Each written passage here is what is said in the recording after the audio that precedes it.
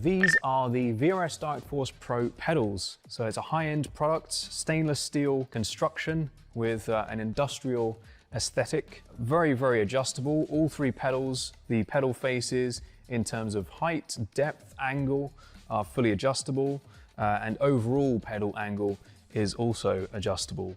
Now, if we look at the throttle pedal first, we have quite a unique design here. So we have a rodless spring, which doesn't quite look right to the eye, but functionally performs extremely well. Absolutely no friction whatsoever, so really nice smooth response. And we have a lot of adjustability here in terms of initial starting force, preload, and also overall force and pedal travel. So if we move on to the brake, we have similar levels of adjustability, a very high-end, heavy-duty construction. We have the blue spring on here at the moment, which tolerates a 65 kilogram maximum force. Also supplied is the optional red spring, which doubles that to 130 kilograms. These are linear springs, which is not normally how a real-life brake pedal feels. So we have this very clever mechanism on the back here, which basically turns that into a progressive, more realistic feeling, which gives you quite a decent bit of travel for low-level trail braking, and then more of a ramp up when you're really braking much harder.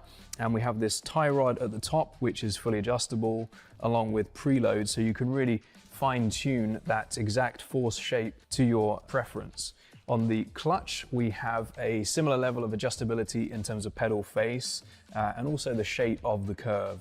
So we try to emulate a clutch plate, which is stiff initially and then flattens out as the clutch gives way. So that's emulated here with a small amount of adjustability, including overall travel as well. So we're very happy with this product, and we hope you are too.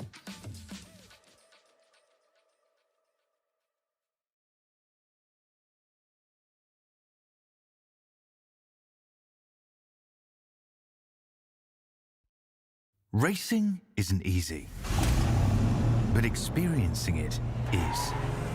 iRacing puts you in the driver's seat with the industry's leading sim racing game. Drive on laser scan replicas of the greatest racing circuits from around the world. Go head to head against other drivers chosen by skill-based matchmaking to ensure competitive racing at every level. Compete across all your favorite series in officially licensed cars engineered to deliver the most accurate driving experience possible.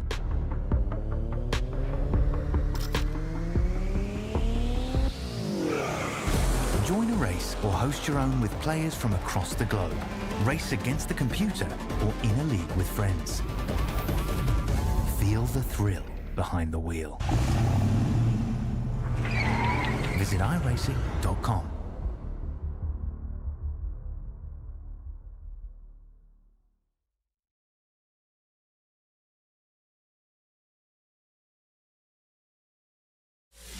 If you're looking to get serious in sim racing, one of the first things to do is upgrade your wheelbase and pedals. The powerful force feedback in our direct drive wheelbase makes a huge difference, and our highly adjustable precision pedals will give you the consistency you need to improve. So you'll not only get the best value for your money, but you'll also benefit from our quick, local shipping from Australia and save even more. Our transparent pricing has GST included, so there's no nasty surprises at checkout or further customs delays and charges. And if you're near Melbourne, you can simply pick up your hardware from our showroom and get a free product walkthrough from one of our VRS coaches. We offer excellent customer service after the sale, and our hardware is made of the highest quality components. To get yours today, just go to the URL on the screen or click on the button below. But hurry, stock is always limited due to high demand. So if you want to get faster, sooner, VRS is your answer.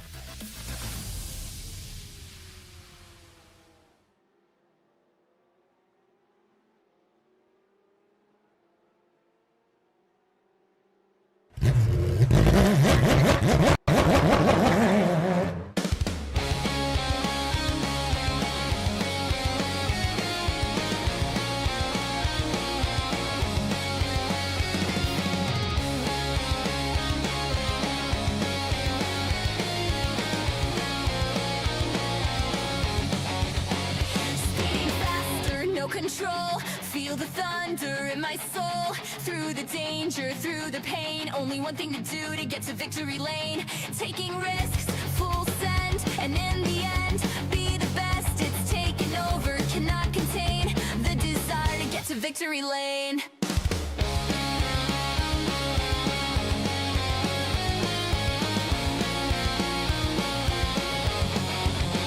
I hear the echoes of the past, the roaring ghosts that never last. But here I stand, the finish line, one last race, one last time.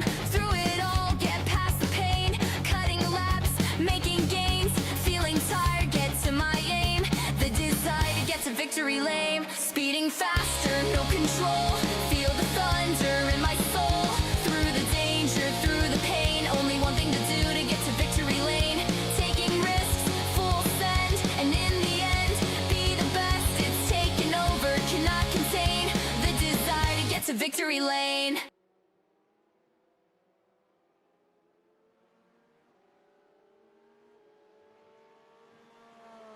Good evening, good morning, good afternoon, ladies and gentlemen, and welcome back to Infinity Broadcasting, and welcome in to the IRWC presents the VRS Virtual Racing School Porsche Cup Series for round 9 of season 3 here as we come into the beautiful Autodromo Internacional Enzo Dino Ferrari as we go racing around Imola tonight for the final sprint round of the season. It is going to be a fun time for all as we start to pack up our championship with only 2 rounds left to run after tonight. It is going to be a wild 8 days for these drivers across the next week. Imola tonight, Bathurst on Saturday and Belle Isle on Monday. And it's all going to come down to the absolute wire across all 3 classes. Hamish Munro here with you alongside Brenton O'Brien. Brenton, it's going to be a fun night of racing. Imola is a fantastic track, world famous track as well. And one I think is going to give a good test to these drivers across this racing format tonight. Straight away, I don't know if you're single or not, but if you keep talking the way you do when you're introducing tracks, you're going to have people on your Tinder chat channel, whatever they do, they'll be all over you. I'm not. I do it simply for one person only. It's my partner. She likes when I pronounce the circuit, so that's my biggest fan out there who enjoys it. So outstanding job. Now, yes, it's going to be a good night, but more than that, it's going to be a really good week. The pressure is now on these guys and girl to perform and get minimal amount of practice in because it's such a big week. We've got 3 races in 7 days. Probably hasn't been done before. I don't think it would have been done before. There's a lot of pressure on, and it's the right time of the year to apply a bit of pressure as well. So looking forward to what on offer tonight. Yes, Imola, famous circuit. Obviously, tragically, Ayrton Senna and Roland Ratzenberger died the same weekend back in 2024.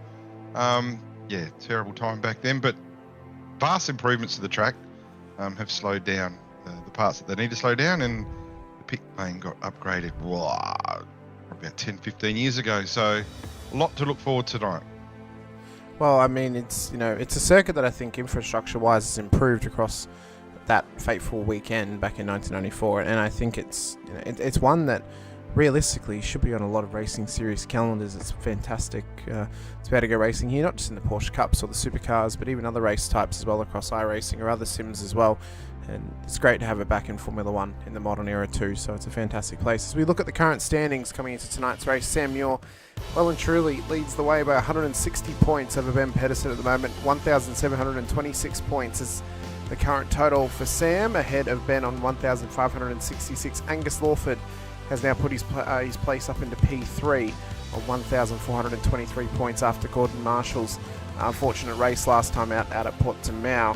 Gordon not racing tonight. He has received a round ban because of his licence points that he has now accumulated from that result.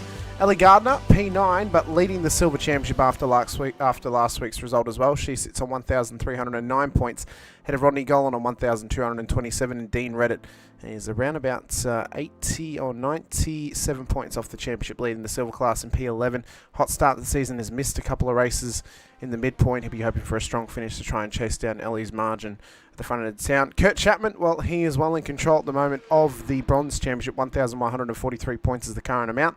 He sits 109 points ahead of Paul Wilson on 1,034 points, and then it's a further 41 points back to Tim Nicol in P22 in the championship on 993. So Kurt just has to try and perform the next few weeks, and he should wrap up the championship. If he has a good enough race tonight and at Bathurst, well, there could be the possibility that he actually wraps up the championship total. But that'll be a bit hard to do, especially with some of those wild cards we've got signed up for Bathurst's race as well. It is going to be a fun time across the next 8 days, of course. Tonight, sprint round action 20-minute heat and a 40-minute feature to come our way here at Imola. Saturday, where we're going for an adjusted finale format, which we're going to be titling the semi-final, which will be 2 25-minute feature races out at Bathurst, and then we'll obviously get to our grand final at Belle Isle as well for Monday, where it'll be 2 30-minute feature races as well. Qualifying is just about to start up. There has been a slight adjustment to the calendar that we announced last week for Season 1 of next year, Season 4 for us in the Porsche Cup Series. With the rumours that Adelaide Street Circuit, well, not rumours, but it has been said by iRacing, their current plans and goals is to get Adelaide released in Season 1. Means that it will take its rightful place as the grand final for us here in the Porsche Cup Series. There'll be a slight adjustment to those final 2 rounds next season to be done proper. We are bringing in a finals format, but it's not going to be the way the supercars run it. Everyone's still going to be able to battle their way through both rounds, but they're both going to be undroppable. The semi-final is going to be the old finale format of 2 30-minute feature races, and the grand final is going to be 2 40-minute feature races out at Adelaide Street Circuit, and that is how the grand final will remain from there till the end of the Porsche Cup Series, if it ever does end. We will always go to Adelaide as the final round after that. The other rounds, though, will change, so it's going to be a fun time next season. But it's what we always said, Brenton. Ever since we started, we said, because we knew Adelaide had been scanned, we said, well, when Adelaide comes out, that's it. That's the finale. We're not doing anything else. It's always going to be Adelaide. Belle Isle had its place for its period of time. We were going to run Miami next season, not knowing that Adelaide was going to release, but now that they have announced that their goal is to release it in Season 1, it means that Adelaide will take its rightful place as the finale. So it's going to be a fun time. Let's have a quick look at our racing circuit here tonight. As I said, Autodromo Internacional Enzo Edina Ferrari for you. Makes it easy when I can just read it off the screen, Bretton, I must say. Well, absolutely. So, after you've announced the calendar, qualifying's now finished. Yeah. It took me 15 minutes to run through the calendar, but no, just very, very quickly as we have a little gander at the circuit tonight. I mean, it is a wonderful track. It is absolutely fantastic. Of course, it starts out on the curved main straight and runs through turn 1 up towards Tamburello at 2 and 3. Early passing opportunity for these drivers, but they're going to have to be cautious on the run through here. Very easy to get knocked off into the sand trap on the inside at 3. Get yourself an off track, get yourself a slowdown, but also get yourself stuck in the gravel. It's not a fun time. Then the run through turn 4 will then lead us up towards Villeneuve at 5 and 6. 5 and 6, very similar passing opportunity as 2 and 3. You have got a little bit more leeway though. It's slightly faster pace and you can go a bit deeper into the turn in at 6. Then up towards Tusa at turn 7 for the hairpin. You can tuck it up on the inside, but maximising your exit through here will help you defend position as we run up the hill through 8 and then up towards Piratella at turn 9, where maximising that run at 7 is important if you want to try and go for a move at turn 9. It's not often the most optimal approach, but you can do it if you can, again, get that run out of 7. Then we run down the hill through turn 10, through 11 and 12 at Acre Minerale, down through turn 13 too. You can tuck it up the inside at 13 as well, but it is probably the more dangerous of all the overtaking opportunities of this whole circuit. Very easy to get locked up brakes, very easy to end up in the gravel trap on the left-hand side of the circuit as well, so drivers will need to be careful of that tonight. Then we head up towards Variante Alto at turn 14 and 15, a first gear corner, very tough chicane. Try and hop the curbs as much as you can, but don't take too much curb on the exit because you can catch it with the rear tyres, which will then spin the car around and you'll be in no man's land trying to pick yourself up. We then run down towards Juncao at turn 16 and up towards the Ravazzas at 17 and 18 as well. Good opportunities for passing again. It's then the run around turn 19 and up and across the line. Pit entry, not going to be too much of an issue tonight. Pit exit can be a bit of an issue. It just depends if there's a battle coming your way as you're exiting pit lane. Biggest issue though is going to be the debris that can get dragged back on track and any contact that can be made between cars when they are going for overtaking opportunities. Because overtaking opportunities are plenty, which means there's plenty of opportunities for mistakes to happen. The layout's been used since 2008. It is 4.9 k's, 3.05 miles in the old language, 19 turns for an anti-clockwise direction as well. It's a fantastic racing venue and one that I think, you know, if when you think of Italian racing circuits, you think of either Imola or Monza, in my opinion, Brenton. And I think it's you have been doing so. You've been doing so well with the way you've described everything. Then right then at your grand final, you'd know this is not an Italian track. Don't make this a San mistake. Marino. Sorry, it's a San Marino track. San Marino, absolutely. It is its own province. It's got its own form of government. So, yes, at San Marino, but yes, it may as well be. It's right in the middle of Italy. So you're saying that the big problem is going to be some debris on the track. My problem that I think we'll see tonight, and I think we should try and do a little count in the meantime, is how many cars will straight line through Tamburello turn 2, first chicane, because that is probably the leading place as overtaking. So cars do go exceptionally deep into there. They don't tend to go too wide very often. So at Tamburello, there'll be some incidents there, so be sure to watch out for that. And actually, while we're talking about going too wide, I've got to say a big congrats to one of our sim racing brothers, Josh Anderson. Yesterday, I'm not sure, I don't normally watch supercars. As a matter of fact, I didn't watch supercars yesterday, but I did watch the Toyota 86 race. And a huge congrats to Josh Anderson, who does drive a lot of the Porsches a lot of the time, for winning his first Toyota 86 race yesterday. It's an unbelievable race. He went 3 wide into turn 1 in the wet and overtook 2 cars at once. It was amazing. That wet weather race yesterday, Brenton, is what I hope. That's the level of wet I want to see vets do a race at. I want to see the chaos of that weather tracking for a vets race. I just want to see how many incidents we may have or what could happen in that one. I want to run a wet race like that as well in the Porsches. We have run a wet race before. That was back at Donington Park. It was quite wet. Wasn't nearly as torrential as that 86 race, but I do think there could be one on the cards possibly for next season. Maybe in the early half of the season, possibly. Maybe a Jerez or a Navarra could get a little washing of the circuit. So Ben Pedersen. Well, I'll be okay. I'll be okay with that, because for the last 6 weeks I've had massive problems with my monitors. So I've been driving in the back door because I just can't see because my monitors keep dying. So today, thanks to the Black Friday specials, for the first time in my life, I bought 3 brand new monitors, and they are sensational. I've got them all set up. And this is actually the first time I've watched a race on them, so I'm really looking forward to that as well. Well, it's going to be a great time, and what a perfect time to get them as well, Brenton, with the Pro Series finale coming up this week and all the festivities across the week as well in sim racing. It's probably sim racing's biggest week of the year, not just in Australia, but worldwide as well, of course. Yesterday was the 23-hour race for mental health charity event run by Jimmy Broadbent. Of course, the Suzuka 1000 kilometre was on Saturday as well. We've got Porsche Cup action tonight. There's races running through SRW, GSRC, the Vets across the week, plus the Pro Series finale to come on the weekend as well. It is a massive week for sim racers. And Australian Sim Racing Hall of Fame night on Thursday night. So be sure to tune in and see that as well, because that's a first time those people have done sim racing and brought sim racing to where it is now. It's the first time that these people have been acknowledged, and rightfully so. And that's going to be an annual thing during Bathurst Week. That's not an ASRG thing. This is a sim racing thing that's being promoted. And looking forward to. Yes, I do know who the first 3 inductees are, and trust me, they are very, very good choices, and all very well deserved. In the meantime, we've killed off about 9 minutes of qualifying. Ben Pedersen is at the moment 1:43.526, which was his last lap. Has got himself on the provisional pole, over quarter of a second ahead of Sam Muir. That's the thing, it's quite a long track here, and there's a chicane over the back, which you would know the name of. I call it a bus stop. It's not a bus stop. Variante Alto up here where Sam Muir's coming. Yep. Yeah, so turn 11, turn 12.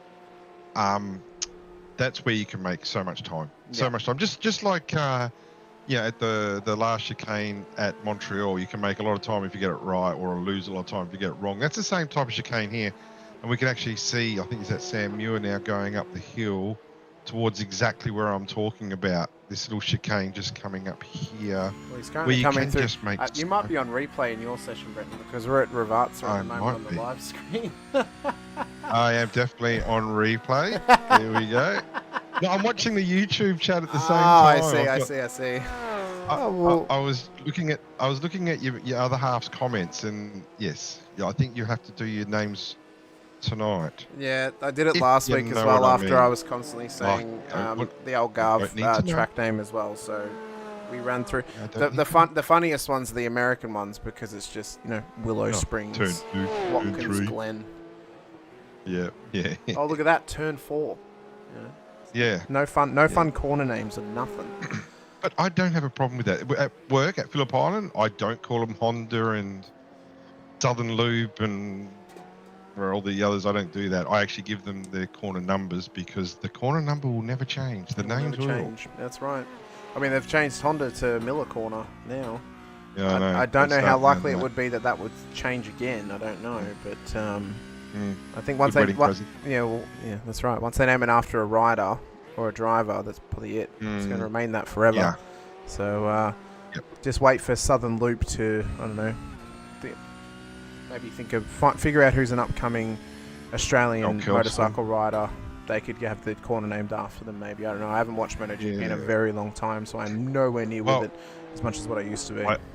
I did watch one MotoGP race this year, I'll be honest with you. It was outside the control tower window. It's the only race I've seen all year. Pretty good spot to watch it from, if I'm honest with you. That's a pretty good spot to see. So. Yeah, and I do, it's not just in the tower, but it's over. I'll send you a photo later on where I actually do sit.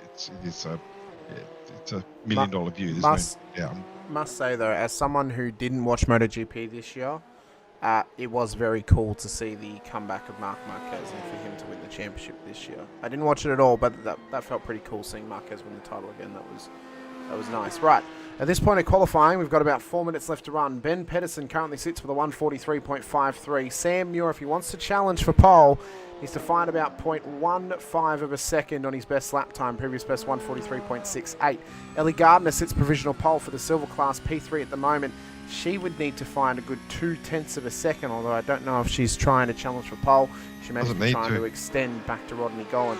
And you're right, she doesn't have to. Angus Lawford, well, he would like to as well. He's on an absolute roll of form at the moment. Took home the race win in the first round of the playoffs on Friday for the Rodnock Cup. He leads that title race, and now he's P3 in the Porsche Cups. He's not really in challenging contention this season for Porsches, and if he doesn't outscore Samuel tonight, he will actually get crossed out because he's just a little over 300 points away, and trying to get 300 points over another driver across 2 races or 2 rounds is nigh impossible without Sam missing the final round of the season. So it would really take Angus out of contention for the title, but I know that he's here this season to learn the car better, get a bit faster, and next season could be a proper challenging force in this title race for the Porsche Cup Series of Project 36. Logan Howard as well, he's had good pace this season, marred by a couple of performances, but I think he's on the up and up, and I think he could be a good challenger for maybe a P3 in the title race next season. Mazzomo back in P6 at the moment, Dawson in P7. We then get to our pole sitter or provisional pole sitter at the moment for the bronze class, Kurt Chapman, who's currently out qualifying Paul Wilson by a fair gap. And again, if he can score some solid points tonight, he'll take a bit of pressure on off himself before next week's, this upcoming Saturday's race at Bathurst. So there's a bit of work to do for some drivers, a bit more work to do for others as well, but plenty of racing to come our way across the 60 minutes of racing we have as Muir goes to the top, 1:43.47. Good lap. That's a great lap. And Pedersen is going to have one opportunity to beat that lap, Brenton, but he has to get a move on. He has got 2 minutes to do a lap. He's going to have to get a move on. No, he's not going to do it. He's too far away from the start line. Start finish. Yeah. Yeah, he's actually held up too long. He waited for his teammates. Yep. I don't think he's getting there. He's not going to get a lap. That's it. Park it. And yeah, he's gone. Whilst you were having your chat, I was actually going to say that. So last season, Ben was on his own as a privateer, and it was pretty obvious he was in need of team help. He's actually going on with this lap. But it finishes at 0, doesn't it? He can't. Yeah, no, he'll get cut off. There's no rollover because it's a sprint round. So he's not getting like no. So yeah, and he's just realised that. So we said he needed to be in a team, and he's found himself a team, and he's in a team with the most drivers in it. But I will say this, and please don't take this the wrong way, right, team? And probably only one way to take it, but I don't mean it as harsh as the rest of you needed to step up with Ben this season, and the fact is you haven't. You know, like Ben has needed help so many times to have cars in between him and Sam, and even tonight, you know, you would have hoped that the right team would have been able to put some pressure on Sam, but it's not. It's Ben leading the team. Like, don't get me wrong, the team's probably doing the best they can, the best within their capabilities, and that's all you can ask for. But it's the little things that you could be doing, the drafting in qualifying, you know, the doing a later pit stop or doing an early pit stop just to try and stir things up a little bit, and just haven't seen enough of it this season. I reckon next season they need one more quality driver, and I'm not saying Stefan Lawrence, I'm going to use Stefan as the example, isn't a quality driver, but I think his pace has dropped off this season. That the proof of that is he's P11 out of 18 cars here, which is not a Stefan Lawrence performance. I'd like to see Stefan do more, do better. He might have some personal issues or personal commitments, not issues, where he hasn't been able to do any practice, but it'd be great to see them step up a little bit as you're about to go through the grid. Well, in terms of teams points, Wright is the more dominant force at the moment, but I think in terms of supporting Ben to try and win the championship, I do think Stefan... I think I probably expect a little bit more from Stefan this season to help him, but there's always next season for that to happen as well. Starting grid, though, for tonight's race will be as follows. Samuel will start pole position ahead of Ben Pedersen on the front row of the grid. Ellie Gardner, Logan Howard on the second row ahead of Angus Lawford and Simon Mazzomo. Alan Dawson, Kurt Chapman, then the top 8. Chapo will start pole for the bronze class. Ahead of Rodney Golan and John Akers making up the top 10. Stefan Lawrence, Craig Schultz for the top 12 in qualifying, with Paul Wilson, Damien Cairns, Jared McLeod, Dean Reddit in behind them. Alex Schuler, Gary Watson, Barry Punter will then make up the field. 19 cars tonight out at Imola. Hoping we'll probably have a fair few more than that, as we have got 7 wildcards currently signed up for Bathurst this weekend. Our race controls once again, Greg Favell, Leith McClement, and our safety car driver, Lucas Burt, once again here tonight. So we've got currently as well, whilst we wait for everyone to grid up proper, we have currently got 7 more wildcard slots available for Bathurst. We were offering 14 because 14 would have gotten us to 50 cars based on who's currently in the series and then what we had left as well. Can you put the link in the chat here with the YouTube chat? I can I'll be putting the Discord link in there. I'll do that. How about that? I'll put the Discord link in there. So yeah, put that in there and put it out there. So for everyone in YouTube land, if you know someone that might be interested, I know personally I'm just going to send this invite on to a couple of others and see if they're interested, because it's such a good category, it's such a good field, and it's been solid all season. There we go. Thank you. So if you go to that little link there in the chat, you might be able to drive yourself. It'd be great to see you there. Well, Mez was in the chat actually before gridding up, just saying that 9.5 haven't really helped Sam either, to be fair, this season. It really has though come down between the two of them though as well. Maybe that's just their team mentality, that they're not trying to, well, not necessarily not trying, but maybe they just want to focus on getting out there, having fun, or focusing on their own racing and getting more comfortable in the car. That could be a thing as well. I suppose one thing we could also think about too is not everyone could have maybe matched Sam or Ben in their respective teams this season in terms of pure lap pace, but I think if there's team tactics that's going to come into it, it could come into it next season. I think that could be an important part of it too. Lights are about to come up though, and we're about to get ready to go racing once again here tonight for the first race of the evening. 2 to come your way. 20-minute heat race to begin before we get the 40-minute feature a little later on. It's going to be a sprint to the line for 20 minutes. Who's going to survive the run up towards Tamburello for the first time as we are underway at Imola? It's a hot start from the front runners. Pedersen and Muir side by side. Gardner's right on them as well as Pedersen looks to take the race lead through turn 2 and 3. Through he goes for Wright Sim Racing, and Muir's dropped back already. There's a couple of cars further back in the field.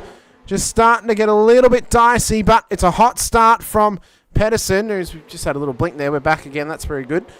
It's a hot start, though, for Pedersen and for Muir as they look to try and battle it out for points. For those who watched the Formula 1 Grand Prix earlier in the year, that was the exact same move, except this time I'm pretty confident that Sam let Ben through there. There wasn't a lot of resistance there. There was no need for Sam to get in any trouble. Got out of the power very, very early. Ben leads the race, and it looks like there's been an incident back with Damien Cairns.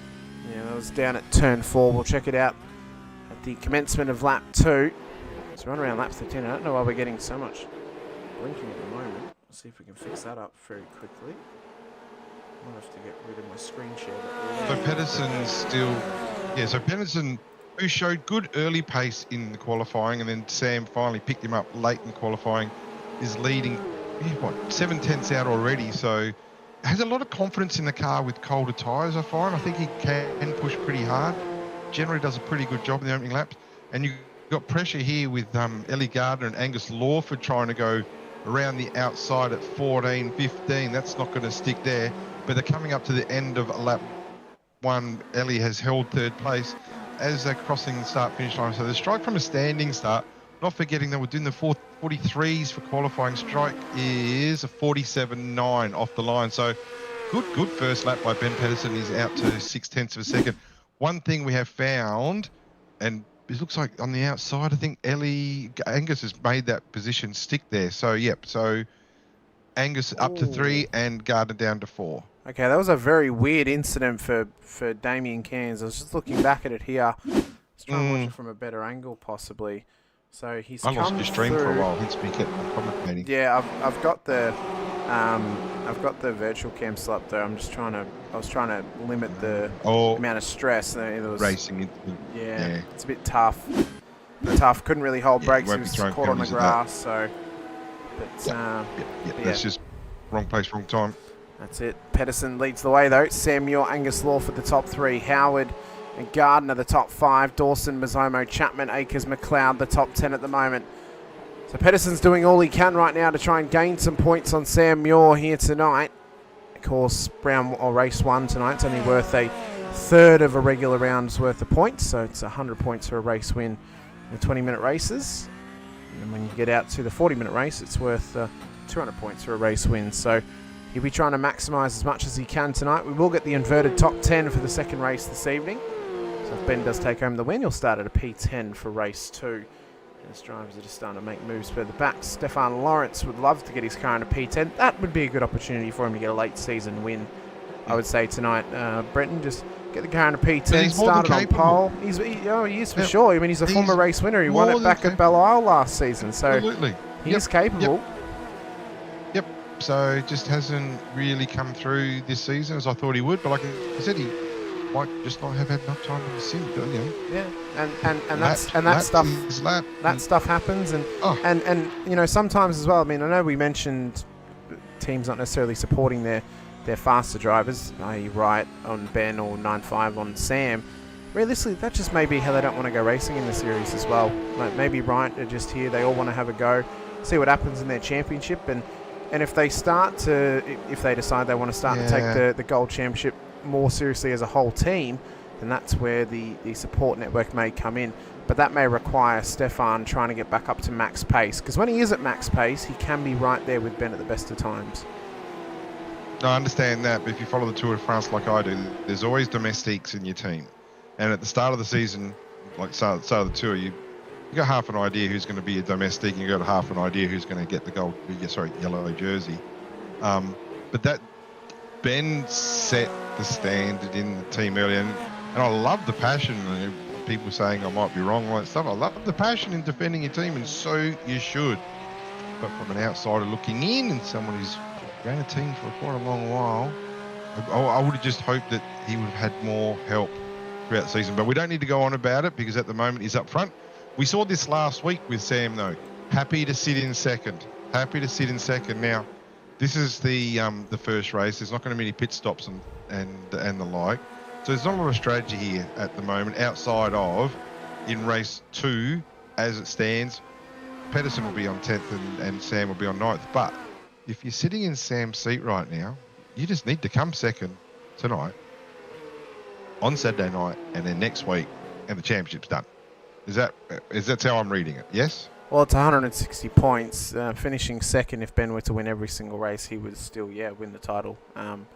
It would be, the points gap would be too close between the two positions across the, 6 races across the next three events. But I suppose the other X factor is as well, if he has a bad round at Bathurst, it's not a total loss. He hasn't had a poor round all season. The bigger loss is if he has a poor round at Belle Isle and he can't recover, because Ben's very quick at Belle Isle, so that could also be a factor too. And so's his teammate. Exactly. So and so's Stefan. So there is a chance there to get amongst it by then, though. But we do know as well that if Ben doesn't outscore Sam in race 1 at Belle Isle. So let's, for argument's sake, say the gap is still 160 points and we get to Belle Isle. Somehow through 4 races they don't change. If Sam outscores Ben or finishes within 10 points of Ben in race 1 at Belle Isle, Sam has already won the title. There is no mathematical way that Ben could beat him without penalties.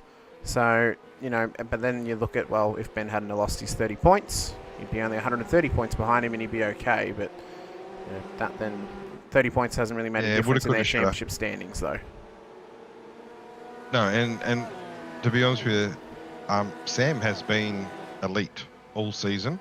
Looking forward to next season if a couple of other names join the series on a Monday night. Well, I'm hopeful that Mr. Bathurst wildcard Zach Ratchway White enjoys his time on Saturday in the Porsche Cups.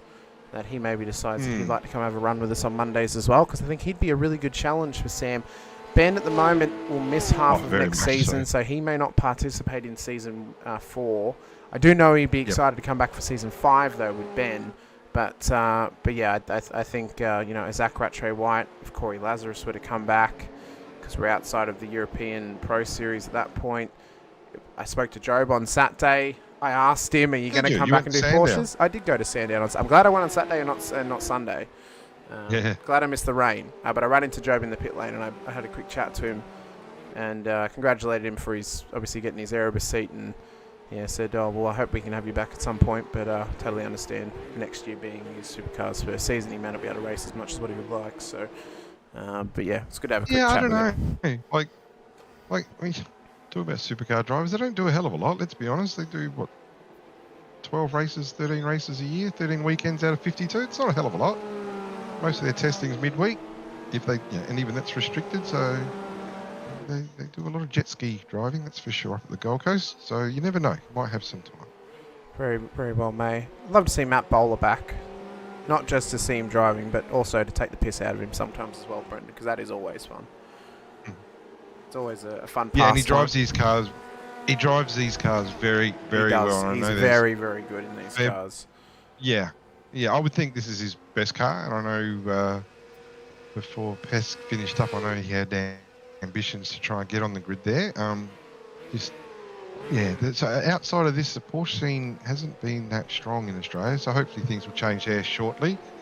With great series like this on a Monday night, this is a fantastic series, and if you do want to get involved, I'm sure we've got just the 19 cars tonight. We've got plenty of room for plenty of more, and we'll be looking forward to seeing more next season. Well, we never hit capacity this season, so there's still room for capacity. This is what happened to Angus Lawford, who was knocked out of P3, made a mistake to Variante Alta. Unfortunately, caught the curb. Mentioned that in the little pre-race briefing as we looked at the track map, and there you see it working in full force. So he's now dropped back to P7, down 2 spots from where he started this race. But Angus is a very tough driver, tough young driver, former Sandown 500 winner as well, and certainly someone who I think is he's got the wherewithal just to keep pushing on and keep his head cool. You're talking about exciting news with Adelaide and Miami being released in a few weeks' time, which is exceptionally good news, not just for this series, but for all championships. A lot of championships will be doing exactly the same with Adelaide. But in other significant news that I would imagine affects this series is that there is a new Porsche coming out as well. Now, is that the chance of the series will move to the new Porsches? Well, currently it is believed that the new Porsche will directly replace this car like the BMW M3 Evo GT3 car did. It would. We are having conversations in the background of how we're going to approach that next season. There's still things to be discussed backstage and what we exactly want to do, whether we stay with the classes or not, or whether we maybe offer something that we initially thought we would offer in season 1 but never did. So there's discussions happening in the background. We will be running obviously the 992.2, but whether we make adjustments to run it with ABS or not, or maybe we ditch the classes and we go for something more close to realism, but that'll have to wait and see. Tight lips on that one. We saw that outstanding 360 by Angus. Like, let's face it, the recovery was exceptionally good and didn't drop a lot of time. His last lap, in fact, was a 44.2. Didn't lose a lot of time at all. The new Porsche, from what I understand, has traction control and ABS, so it's a different beast to what these guys are driving right now. So it's also a lot the faster racing than this car as well. Yep. Yep. Now I know a lot of them said, "Oh, can we stay with the old one because it doesn't have ABS and traction control?" But I suppose that maybe there needs to be some testing before next season. Maybe, well, we're not even going to get a season to wait because it is just going to replace this car. We won't have a choice. We won't be able to race this car, or it'll become a legacy car. So I suppose we could still race it for a season, but we'll discuss it with the drivers, see what they wish to do, whether they wish to run this car for another season and test the new car, and then they can hop into the new car for season 5. We'll let them have a say in that as well. We don't just want to do that and say, look, you're forced to do this. We want to give them a choice. If they choose they want to stick with this car for a season and learn the new car and officials, they're more than welcome to do that. If they want to jump in at the deep end and go straight to it, then they possibly can as well. You know what, Brendan? I know that what may have been said tonight is a little bit contentious. We have had a good chat about this, though, out there from Jacob Hughes in the chat with us, which I do appreciate, though, because it's getting people engaged and we're talking about 100%. It, and it's for discussion points. But he does make a good point here. When Ben and Sam are in the front of the rest of the field by 10 plus seconds at the end of the race, how are their teammates supposed to help them? It's a very good point as well. I don't know. So no, and again, I'm very happy people have their own opinions, and Jacob absolutely is welcome to his, and defend your team as vigorously as you should. Absolutely. My point still doesn't change, though, is that there has been many occasions, even reverse grid races, etc., where there's been opportunities to make life a little bit more difficult for others. Completely fair. I'm not here to in any way try and say we should be driving illegally or unfairly. But the other thing is, and Jacob is the one who's raised this, when Ben and Sam are in front of the rest of the field by 10 plus seconds, that's the problem right there. They are 10 plus seconds up. It's not their job to get worse. So, and I trust me, as someone who runs at the back of the field, I get it, I do. But maybe try and get some drivers that will be that 10 plus seconds quicker, and or try and find a way of getting your co-drivers. And I'm not just talking about Wright, I'm also talking about 9.5 and ERT were racing as well. Try and get these guys up there a little bit more. It can be done. It's hard work, but that's what it takes. Well, what we've just seen as well is actually in contact with Dean Reddit and his teammate John Akers, unfortunately. And again, yeah, not John Akers, not my man John Akers. No, that's not ideal for John, that's for sure. That's seen him down in 15th place now. Not ideal at all. We're getting a little riot run around here with Alan Dawson, Rodney Golan and Stefan Lawrence in the line astern in the midpoint of the field from 8th back to 10th place. They're trying to chase down Kurt Chapman, the privateer, in P7 at the moment. This leads to the Bronze Championship. I think whether he wins it or not, he will likely go up to Silver Class next season. I think it can be said pretty respectively to Kurt. And to the rest of the Bronze field, if he doesn't win the title, he probably still will go up to Silver Class. So I don't think there would be much arms up in the air for that one, if that were to happen. Mazzoma, though, is being put under massive pressure here from Angus Lawford back in P6 at the moment. As Angus is just trying to pick up from what he's lost from a simple mistake up at Vediante Alta. He's now putting the pressure on the Season 1 Porsche Cup champion, and Mazzomo, unable to win his second title this season. He'll maybe hope to come back in Season 4 and get his second once again. Sam Muir looks to be the first to get his second, but also be the first to go 2 in a row as a champion here in the Porsche Cup Series. But Ben Pedersen would still hope to challenge him for that moniker as best he possibly can, to give us 3 champions from 3 different seasons. It'd be a great way and great lineage of champions as well to begin our very short history here in the Porsche Cup Series. Absolutely. We get down to probably maybe 3 laps to go, and Pedersen has actually stretched out a little bit out the front. He's got himself over a second lead. That's going to be hard to peg back in the next 2 laps. I'm going to say it's not going to happen unless Ben makes a mistake. He looks very confident behind the wheel tonight, must be said. There's some tracks that suit some, and there's some tracks that don't suit them. So I would think, by looking, and I've been on board with Pedersen for the last couple of laps, just having a look at his steering input. It's actually been very good. Being very clean, very confident, very smooth. I think you find most of the times Ben is on the edge. He doesn't look like that tonight. He looks like he's in complete control tonight, and he's doing an exceptional job. Probably 2 laps to go. And these folk have got, 9 seconds back to Ellie Gardner, and we probably haven't mentioned Logan Howard again this week, but P4, and again, has done a really good job. He is starting to add a level of consistency that hadn't been seen before.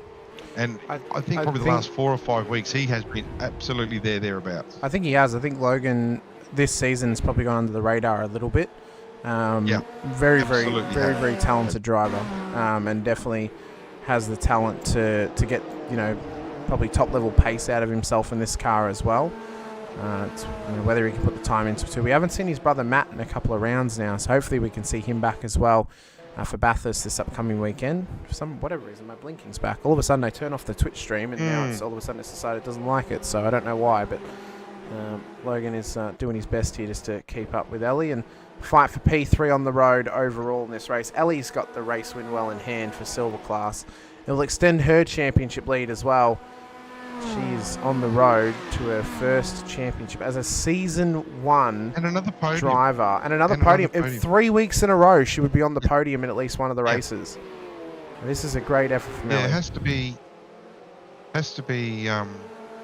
to be respected, that absolutely. So a fantastic effort by Ellie, and drove very well last week. I have to remember that too. But we're just down to the last 2 minutes now, so we'll probably get this lap plus 1 more in. Sam's thereabouts, as the late great Murray Walker used to say. Catching is one thing and passing is another. We've had a car pull off there at the exit of 7.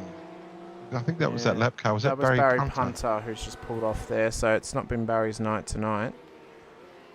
And as Ben continues on at the front of the field, Sam is just starting to chase him down a little bit more now, but should be 1 lap to go when they cross the line. So we're going to get 12 laps out of Imola. 20-minute race gives us the indication it should be maybe 23 laps for race 2 with a pit stop thrown in, so we'll probably lose a lap because of that pit stop time. It's been a hell of a race to see thus far, as Lawford's now managed to get past Mazzomo. We'll see if Mez can come back at him here across the final lap of the race, but at this stage it is Ben Pedersen's to lose with a minute on the clock. One final lap of Imola for race 1. 19 minutes done and dusted, 60 seconds on the clock. And it's the white flag here at Autodromo Internazionale Enzo Dino Ferrari for race 1. I'd like to know at some stage, and when you do the post-race interviews after race 2, be sure to ask Sam Muir how hard he was pushing in race 1. And did he let Ben through into turn 1? It did look like that. Again, I think this just shows where his head's at in regards to doesn't need to win the battle to win the war, and he's doing exactly what he needs to do. Be interested to see if he is pushing.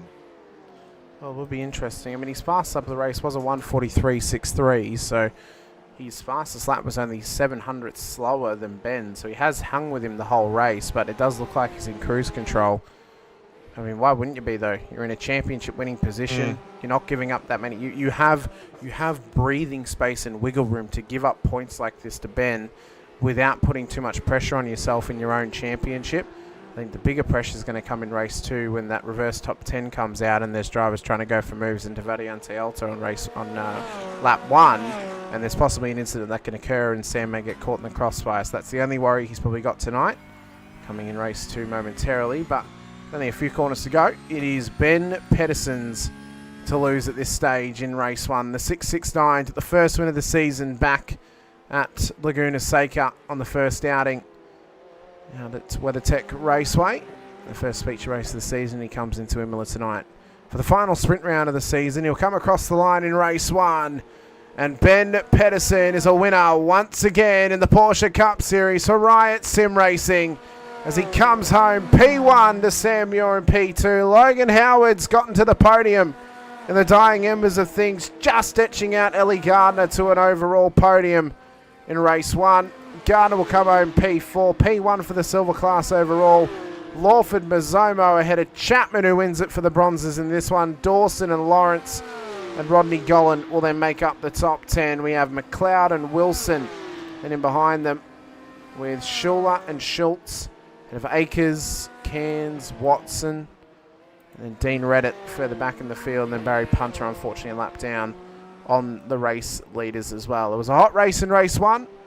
Race 2 won't be too far away. 5-minute warm-up session to come your way, where we'll take our quick ad break, and I'll make some little adjustments in the background of my iRacing just because it was blinking a little bit, so we might turn some settings down.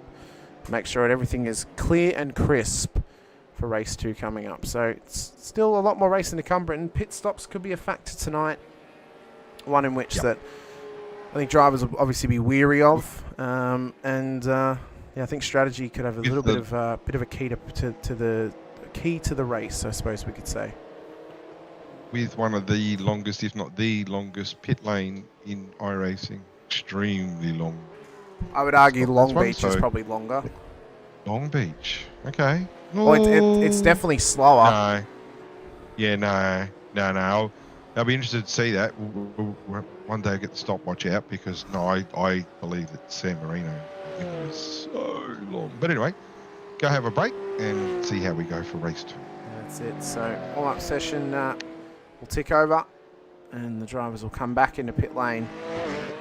They'll, of course, go get themselves a little facility break, maybe get themselves a drink, get themselves a snack.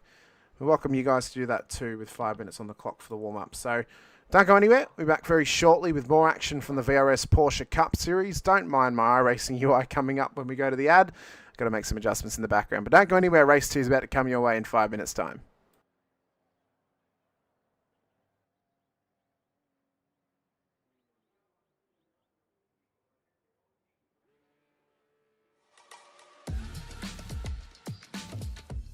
These are the VRS Dark Force Pro pedals. So it's a high-end product, stainless steel construction with an industrial aesthetic. Very, very adjustable. All 3 pedals, the pedal faces in terms of height, depth, angle are fully adjustable, and overall pedal angle is also adjustable.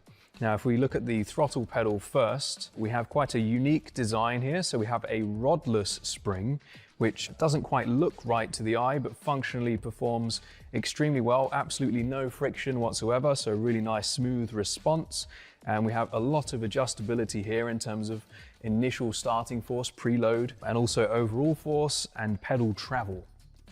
So if we move on to the brake, we have similar levels of adjustability, a very high-end, heavy-duty construction. We have the blue spring on here at the moment, which tolerates a 65 kilogram maximum force. Also supplied is the optional red spring, which doubles that to 130 kilograms. These are linear springs, which is not normally how a real-life brake pedal feels. So we have this very clever mechanism on the back here, which basically turns that into a progressive, more realistic feeling, which gives you quite a decent bit of travel for low-level trail braking, and then more of a ramp up when you're really braking much harder. And we have this tie rod at the top, which is fully adjustable, along with preload, so you can really fine-tune that exact force shape to your preference. On the clutch, we have a similar level of adjustability in terms of pedal face and also the shape of the curve. So we try to emulate a clutch plate, which is stiff initially and then flattens out as the clutch gives way. So that's emulated here with a small amount of adjustability, including overall travel as well. So we're very happy with this product, and we hope you are too.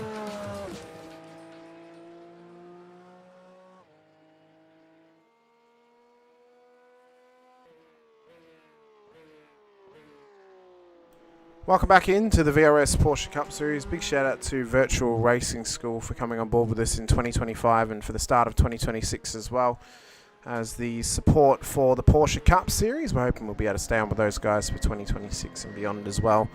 But if anyone is interested in getting on board and helping support the series as well, get in contact with us. We're more than happy to help promote anyone out there who wants to obviously be a part of the series in some way and help support us going racing every single week as well. We've got ambitions of different race series we want to try and get on board throughout 2026, a couple more one makes possibly as well, different opportunities for drivers to go racing in a fixed setup capacity as well. So they're just hoping that the series can continue to grow. But yeah, once again, big shout out to VRS. You can obviously check out some of their data packs that they've got, plus the training sessions they offer too over on VRS.com. We've also got some pretty cool bits of kit over there too, the wheelbases and the pedals as well. Those pedal boxes that we advertise pre-race, they look pretty sweet. So yeah, be sure to go check them out at some point too.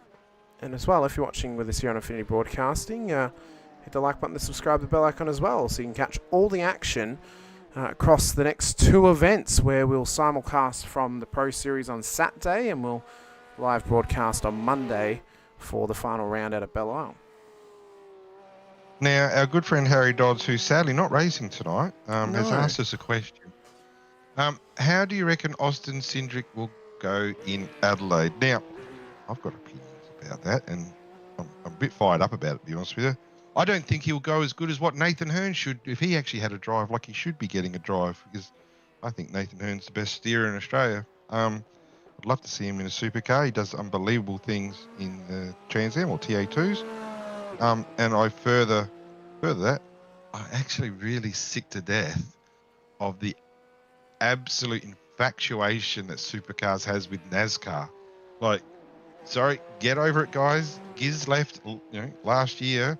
Stop promoting supercars, an ex-supercar driver in a different series. Like, when you've got supercars actually paying.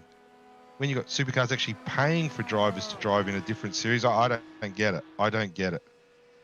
They really are hanging off the coattails in this final series. I think that's been an absolute abomination, personally. And NASCAR, I think, are getting rid of it around the same time that supercars have got it. So I'll be interested to see if supercars keep it. But that's my little spiel. How do you think he'll go? Oh, I don't know. I think there's 2 ways you can think about it. Adelaide probably is one of the tougher tracks he could have done his first supercars race at, so he may struggle. But then, so he may end up in the wall. Then there's the other thought process of, well, he actually looked pretty comfy in the car when he did his laps at Sandown, so he may be okay. But I don't think he'll challenge for anything at Adelaide. I think he'll probably be running around the back of the field with the likes of Jackson Evans and Declan Fraser and stuff like that. So that's where I think he'll probably be situated for the weekend. But there'll definitely be a lot of coverage of him across the weekend doing that race too. It is cool though to get an international doing it, and personally I'm actually a fan of the final series. I think it's pretty cool. It is a shame that we lost a driver like Cam Waters out of the finals before the final round, but that's racing. And I do like that we're not crowning a champion before we get to the final round. And I do like in Australia, we don't do the win and you're in scenario in the regular season. You actually have to win the regular championship. You have to win Bathurst and the Bend and win the Endurance Championship to get in. I like the win and you're in, though, for the final series, because it means if you have a poor race on Saturday and you win on Sunday, you can still make it to the next week. So I don't mind it in that case. But starting grid for race 2 this evening will be as follows. Rodney Gollan will start pole position ahead of Stefan Lawrence on the front row of the grid. Alan Dawson and Kurt Chapman on the second row, with Simon Mazzomo and Angus Lawford then for the top 6. Ellie Gardner and Logan Howard will make up the top 8 ahead of Sam Muir and Ben Pedersen, who won out in race number 1. Jared McLeod, Paul Wilson will start where they finished in the last race in P11 and P12, as we look back to Alex Schuler and Craig Schultz starting ahead of John Akers, Damien Cairns, Gary Watson, Dean Reddit and Barry Punter at the back of the field. So 19 cars once again will line up to go racing here out at Imola, as Rodney Gollan will start the yellow silver classed Riot Sim Racing Porsche in the 316 entry on the front spot on the grid. So it's twice now for tonight. We've had a Riot car on the front row, but for the first time it's a different class of Riot car on the front row for the evening in the pole position. So it's going to be interesting how this plays out. We'll see if Stefan Lawrence can take advantage and maybe clinch himself a little race win as well, as he'll start out of P2. Lights are going up though. 40-minute feature race to come your way at Imola, and it's a hot start from the front runners. And it's good for Riot, all starting in the top 3 as there's hot racing from the back end of town. Schuler got a great start, already up a position. Akers is now up 2 as they enter turn 2 and 3 for the first time in the hard braking zone. We've got to be careful of overlap as Mazzomo's made contact. Pedersen has snuck his way through, but Mazzomo is off the road. So is Paul Wilson. And luckily for Ben Pedersen, he made it through there nice and clean. Sam Muir wasn't collected either, so both those boys are still fighting at the moment. But it is Rodney Gollan who leads the way. Yeah, good start by Gollan. It's great to see him in the lead. There's so much you can learn. There's a bit of drama there at the back with Mez, what we were seeing before. I'd like to see the build up to that. Oh, he's gone in again. Not sure there's any aggro there. Just probably might not have been sighted. But interesting to see how that actually happened between the Riot and the 9.5 car. But great for Rodney Gollan that he's out in the lead. This will do his confidence the world of good. He's probably, well, he's been there or thereabouts, hasn't he? I'm not going to say he's had a disappointing season. I'm not going to say he's had an outstanding season. He's just done probably what he's had to do, and he's probably going to walk away quite happy. But this is great for his confidence right now, starting from pole position. Now, this is the position that we can see right now. The first 3 cars are Riot cars. This is where you can talk about team, whether a car's 10 seconds up the road or not, doesn't matter. This is where you can start talking as a team as to what the plan's going to be. But fantastic that Rodney's up front. Well, this would be great for his championship if for whatever reason Ellie Gardner has a poor run tonight in race 2 and he manages to finish up the front here where he started the race. He could swing the championship battle the other way around for the silver class between himself and Ellie. So a finish up here, and if Ellie finishes further back, especially with this race being worth more points, he could swing it in his favour leading into Bathurst on Saturday too. But Ellie battling away with Ben just ahead as we've got Chapman and Lawford fighting for P4 real estate on the road as well. But Pedersen wants to come past and he's looking to force his way through down towards turn 5-6. Up the inside he goes, takes the position from Chapman. And now he's got Lawford in his sights as Gardner will look to line up Chapman up at turn 7 as well. She can't quite get through that time by. She might get an opportunity up at turn 9. Here comes Muir as well on Howard. Good move from Muir. Tucks it up the inside, takes the spot, and now looks to chase down Gardner and Chapman. Yeah, I reckon we stay on the camera can stay on Crawford because he hasn't got the initial pace as the Gardners, Muir and Logan Howard. You know, very, very accomplished drivers. Probably do a lot more miles than Chapman. But I'd be very interested to see how how Kurt can hold this off because at the moment he's doing a good job. There's a lot of pressure behind. Gardner's a clean driver. Not going to stick the nose in there if and when doesn't need to. So can have a bit of confidence there that the driving will be clean. But at the moment, that's where the train's going to start to build. And even up front here, looks like a good move. Is that again? Dawson's done a good job there. That's a good move. Yes, here comes Lawford inside on Alan Dawson. He's just tucked it up on him out of Ravazza. So Lawford now on the podium. We saw Gollan, I think, gave a bit of preference there to Stefan Lawrence, actually let him go through. So I think Gollan's maybe trying to play a little bit of defense here.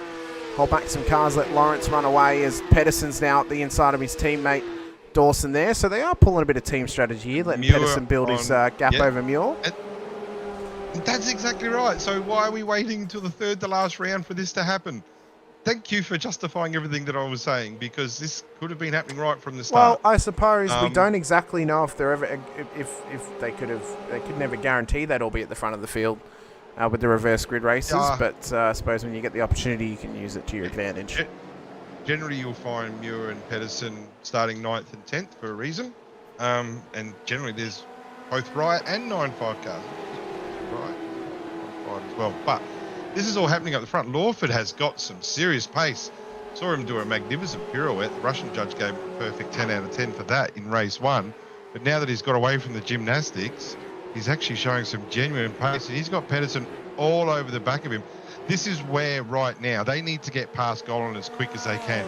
Because if you can get a lap or 2 in front of Gollan and the competition behind doesn't, then you'll be away.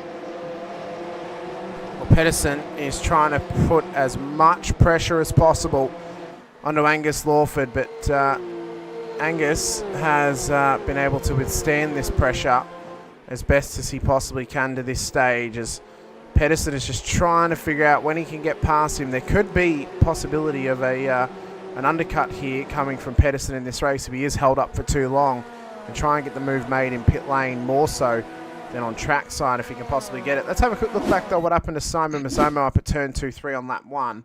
So there was a little bit of argy-bargy up ahead A couple of cars came through. So he just turned across the nose of Lawford.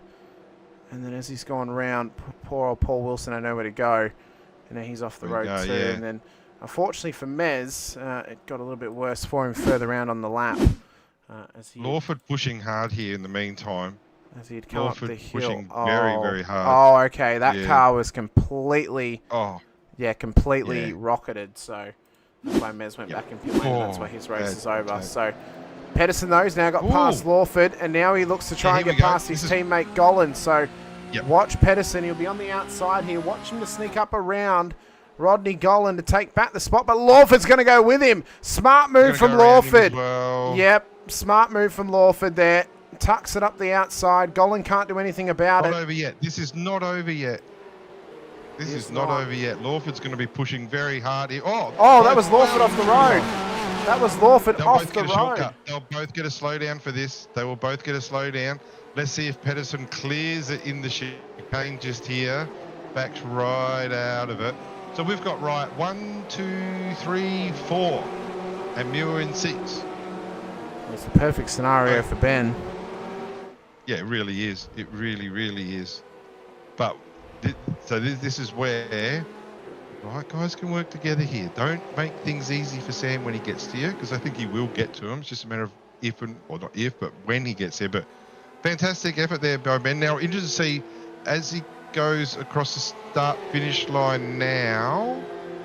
Is he clearing his slowdown now? I think he's only just cleared he's it. Held, it's only he's just held cleared, off on that. So yeah.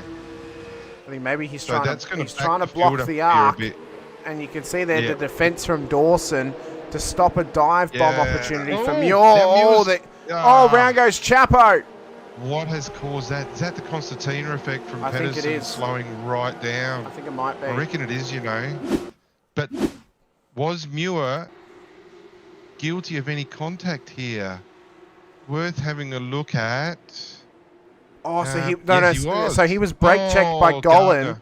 So Chapman was brake checked by Gollan, and then and then Muir had nowhere to go because he was stuck right behind Chapman. So I think the onus there actually has to go on Gollan for braking mid corner because Chapman wasn't aware of what was happening. But is Gollan? So then you got to go back. Why is Gollan doing that? It's because I think Pedersen's is he clearing the drive through? No, he copped. So what happened? What happened was Ben caught the curb on the inside. It actually bounced him ahead of Gollan, and I think Gollan just reacted.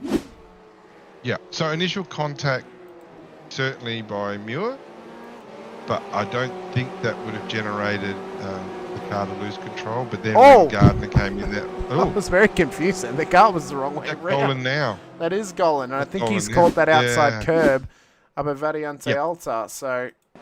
Oh, he has indeed. Oh, hang on. No, go back. Unlike what Gollan doing, he's going back all by himself, or is there contact? No, all by himself. Yeah. Rears up. Look, there may have been a little netcode that started it, but there was barely anything if it was. So it's on his own. So, okay. So Stephen Lawrence, by the time Ben was in the clear, he was 4 seconds behind. Lawrence has actually done a really good last lap. He's 44.9 compared to Pedersen's 46 flat. We know why it was a 46 flat, trying to clear a slowdown. So that leads up to 4.1 seconds at the moment. Got half an hour to go. Got a long way to go, including pit stops.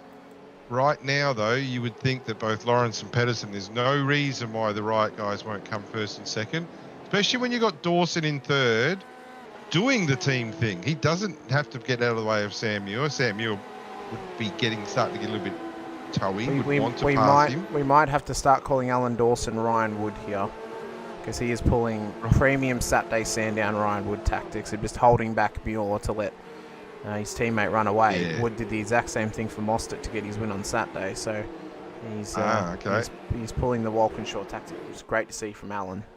Great tactics here. Sam's a great guy, but it is good to see some team tactics come involved, because that is the name of the game, and it's a part of the game as well. So absolutely, get him to earn it. If he gets through, well and good, hooray. But get him to earn it. And at the moment, he is out there having to earn it. And there's more for Sam to lose than there is for Dawson to lose. At the same time, Sam might just be going, do what we did last week, save some fuel, and we'll just do a shorter pit stop, and away we go. We know that he was able to run an extra lap and then still have fuel left over from last week, which eventually got him the win. And he might be doing the same here, but let's just go across the start-finish line with Pedersen. That time a 44 flat in comparison with a 44.8 for Lawrence. So an 8/10 gain that lap. We're down to 3.6 seconds. Dawson 44.3. Ellie Gardner a 44 flat as well. So Ellie Gardner was actually the fastest driver out there on that last lap, which is very good considering Pedersen does have clear air. Yeah, that Gardner's got some great pace. She's found it over the last few weeks. Yeah. Poor start really to Zandvoort, but had great pace in race 3. And then last week, she had incredible pace when we were racing out at Algarve. So it's good to see that pace is continuing for Ellie, and hopefully that's one thing that'll continue into next season for her. She's, of course, begging for us to put Brands Hatch back on the calendar. I took it off in replacement of Adelaide, but kept Magny Core. So we're currently polling drivers. Which would they prefer, Brands Hatch or Magny Core? So I'm sure we'll find that out before next. Yeah, it's probably going to be Brands Hatch, to be fair. It probably will be, but I don't know. We haven't been to a French track yet, and I thought we could go Magny Core, but maybe we'll save that for season 2 of next season. I do know one thing, though. If St. Petersburg releases in season 2, that'll very likely be on the podium for Porsche Cups, because I love St. Petersburg, and I think it'll be a lot of fun, especially if we throw a little rush round around there. That could be pure chaos for us in the Porsche Cup Series coming out for season 5.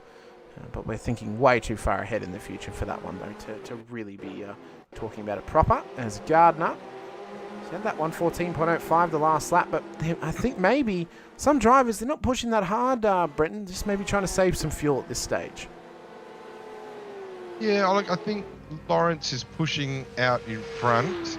It improved a little bit, 44.5, and Pedersen, very good consistency by Pedersen. There's a couple of 44 flats in a row, but again, Gardner, fastest out there on the last lap. First one to break into the 43, so 43.8. So Gardner making ground on Sam Muir. Pretty much already right there, to be honest with you. Well, not far off. And that's the type of thing. I love what Dawson's doing right now. Sam, if you want to get past me, earn it. Bring some pressure from behind. Gardner's, he wants to win her category. Oh, was there a move there? No, good defense again, but there might be some good drive here by Muir coming out. No. I love this. So a pair of cars has now turned into a train of cars, and Muir is exactly where he doesn't want to be. No, he's sitting in the spot where he does not want to be anywhere B. I'm just going to have to try and close everything apparently to try and have this not blink on. The other thing is, if you're Sam Muir, there is a way to get out of this. There's 2 ways to get out of it. 3 ways to get out of it. Number 1, most obvious one, pass the car in front of you. Do it legally, pass the car in front. Number 2, drop off, don't care. Number 3, probably the most obvious move, I would think, box it. Put it in the pits, take your fuel, have some clean air running. You would imagine, despite carrying a little bit more fuel, yes, you would imagine that would probably have the pace over Dawson overall. He could probably pit within the next, I'd argue you'd probably have to do one more lap and then pit to make it home. Yep. On fuel without a safety car. So Yep. I think he needs to go one more, and then we may see him come in just because of the fuel limitations on the car. What will be interesting actually for Bathurst this weekend, Brenton, of course, 2 25-minute races, if we go a lap longer, and how that could play it, because we may have some cars running out of fuel down the chase on Saturday if that goes. So you got your fuel restriction in?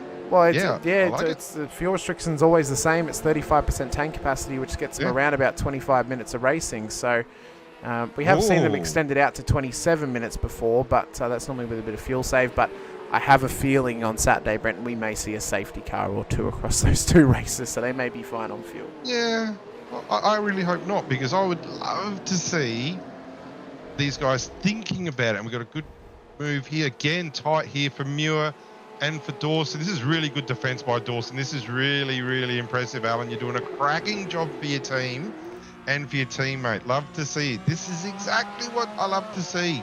There's nothing wrong with what he's doing. He's doing it all completely legal. There's no reason to point the finger at Dawson at the end of this. He is doing a superb job. He's doing a fantastic job. Massive defense here from Dawson. He'll cover the inside of Variante Alta. He's going to try and force Mule around the outside the long way around. He can't quite do it. They shut the curbs. It's a poor exit from Dawson, and here comes Muir. Has he got the run that he needed? Yeah. Or is Dawson This going to is be it. able to come back at him here? This is going to be the move for position. Down towards Ravazza, inside line for Muir. Gardner's going to want to go with him here. Smart move from Gardner to tuck up the inside as well, but she had to back out of it at the last moment, and Muir's got the job done. And I don't think he's going to come into pit lane when we thought he would, now that he's finally passed Allen. Doesn't need to. Nope. Good draft here, but this isn't over. This isn't over. Dawson's got a great draft. This could be on here into turn 1 for sure. Yes, it is. Yes, it is. Yes, I love it. And you know what? And you know what it was, Brenton? Alan. He knew the move was on with Muir, so he set up for the exit of Ravazza to then get the run Really down the good straight heads into turn 2. That's a really smart job there from Alan Dawson, and he is driving like the world depends on it. He is holding back Sam Muir like Hodor at the gate. He is not letting him through. And Muir has got to pull out every trick in the book to get this job done. And he may think now, because of the fact as Gardner runs wide, so I think she just ran it a bit deep, I think Muir now may be starting to think possibly about a pit stop. Is Sam Muir? Look who's back. I see that. Lawford is back on the tail of Muir. He is, sorry. Yes. Yeah. So Lawford, we know, has had pace all night, and he's got nothing to lose. He's not going to win the gold championship, whereas Gardner has to worry about the silver championship. I really hope Lawford gets out there and gets stuck into this. Right now, Sam's exactly where he does not want to be. This is the first time our champion has been under this much pressure all season. Oh, he is right in the pressure cooker. So we'll have to watch for the number 195 Sim Sports car to tuck it into pit lane on this lap, because I think for his saving grace here is the undercut. Come in, take your fuel, and then push on. Yeah, I think he doesn't want to give Dawson any inkling that he's coming in. He wants to make sure Dawson is going to keep going, and then he'll tuck that car into pit lane. He's in. So very smart from Muir. Straight into pit lane, undercut strategy engaged. Now he needs to be careful that he comes out in clean air. He cannot afford to come out around any other right sim racing cars, because he may end up in the same situation. Did he overshoot his pit lane? No, he got it. No, he got it. Geez, he had it all locked up. So very aggressive stop here. Stationary so far for 11, 12, 13 and away. So stationary for 13.6. Car's going to run a little bit heavier. What Dawson doesn't need now is pressure from Lawford. You'd almost let Lawford through. Then so in stationary for 13.6, in the lane for 39.6. That's an extra 26 seconds in the lane. That's a long pit stop. That's a long pit lane. He is now in clean air though, but he has got 5 seconds or 6 seconds to chase down Gary Watson, who I don't think would make it all too difficult for him. There would be no points. So now, though, we see that Ben Pedersen is caught up to Lawrence. We assume that Stefan will step aside and let Ben through to try and extend this lead. I think at this stage of the race, this is Ben Pedersen's race to lose at this point, based on the defensive efforts of Alan Dawson to hold back Sam Muir for the first third of this race.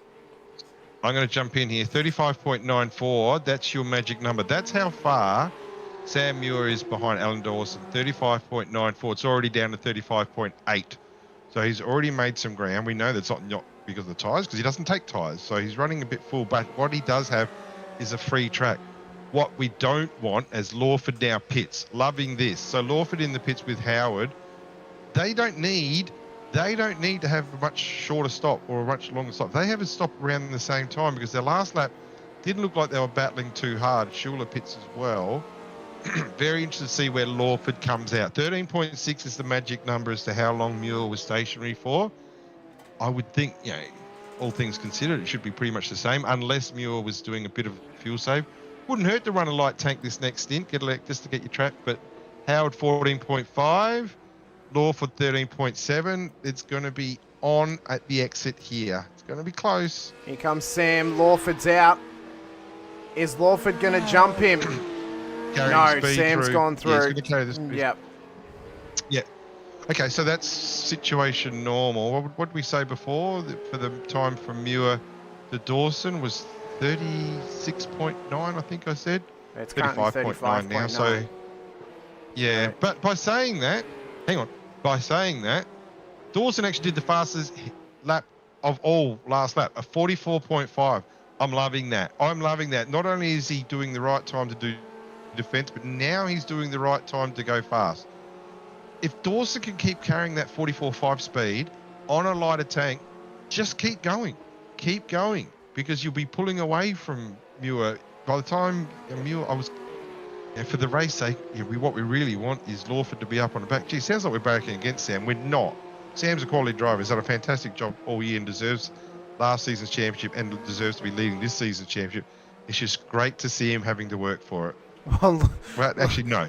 He works for it every week. He does. But he's getting pushed harder for it. Oh, he is indeed. Look at this. All three of the silver class sim racing cars together of Reddit, Golan and Akers, and they are tucked right up behind Craig Schultz as Akers comes into pit lane. McLeod's in as well for his stop this race. So if you're Dawson, if your pace starts to drop off for whatever reason, you're into pit lane because you're in to try and come out right ahead of Sam Muir. That there is what would be the peak strategy for Dawson tonight. Now, if you wanted to go to the extreme, and this would be a massive self-sacrifice, you'd come in, you'd take less fuel than what you really need, and you'd just come out ahead of him and hold him up for a good 10 minutes, and then you'd come back in again. So that would be a real self-sacrifice move for Allen, but they would rather he finishes ahead of Sam than hold him up, where it's not really going to make much difference because he will inevitably get the position off of you. So last lap for Dawson, 44.4. Last lap for Muir, 44.2. So again, Gardner the fastest of all, 43.9. Pedersen a 44 flat, and Lawrence a 45.1. That's because he let Pedersen through. So this is going to be close. I think Muir's done enough now to come out in front of Dawson, 35.4. So he's already 1.5 seconds up. Wasn't 1.5 seconds behind, so I think Muir's going to get this job done. The next one after that in your sights will be Stefan Lawrence, who's probably going to need... If you're Lawrence, you're pitting now. You're actually pitting now. You're 39 seconds up the road. Well, they're all pitting now. If you pit now... Yeah, they're all pitting now. Yeah. So you pit now, then there's no doubt. So obviously they're into their fuel run. The top four are pitting, and Schultz will come in, as will Reddit and Nolan, I would think, as well as Chapman. No one's going around again. No, Schultz is in, Reddit's in, Golan's in. Yeah, Chapman. so the Chapman as well. So, I think. Yeah, so that's what are we?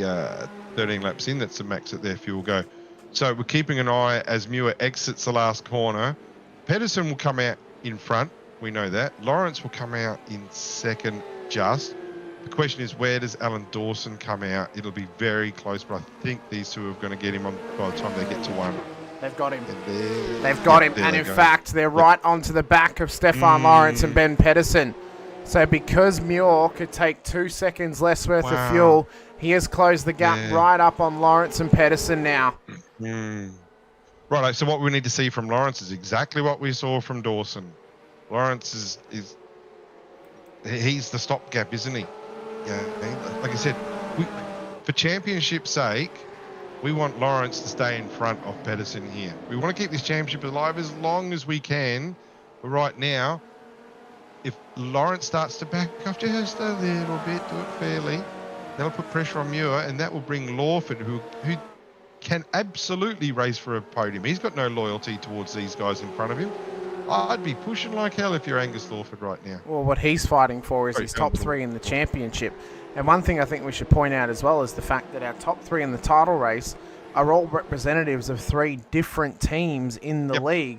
9-5, Riot, and Project 36 are all being represented on the overall podium.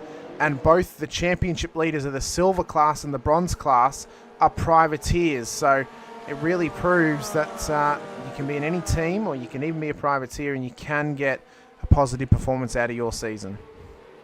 I wonder if there'll be privateers next season. I wonder if there's any rumours or anyone might have heard. Or is right, got the checkbook out and gone to Ellie Gardner. Hey, look, got a pretty good offer here. Type of driver that would fit in very, very well. As we come across the strike, it's lap 15, 25 minutes into this race, 15 minutes to go. And Sam Muir has got to put all sorts of pressure on Stefan Lawrence. Now, this is not a total loss for Sam if he does finish in P3 tonight. It will mean that he'll drop, obviously, 2 positions worth of points to Pedersen in race 2, and obviously 1 position worth of points in race 1. So it's not a complete loss.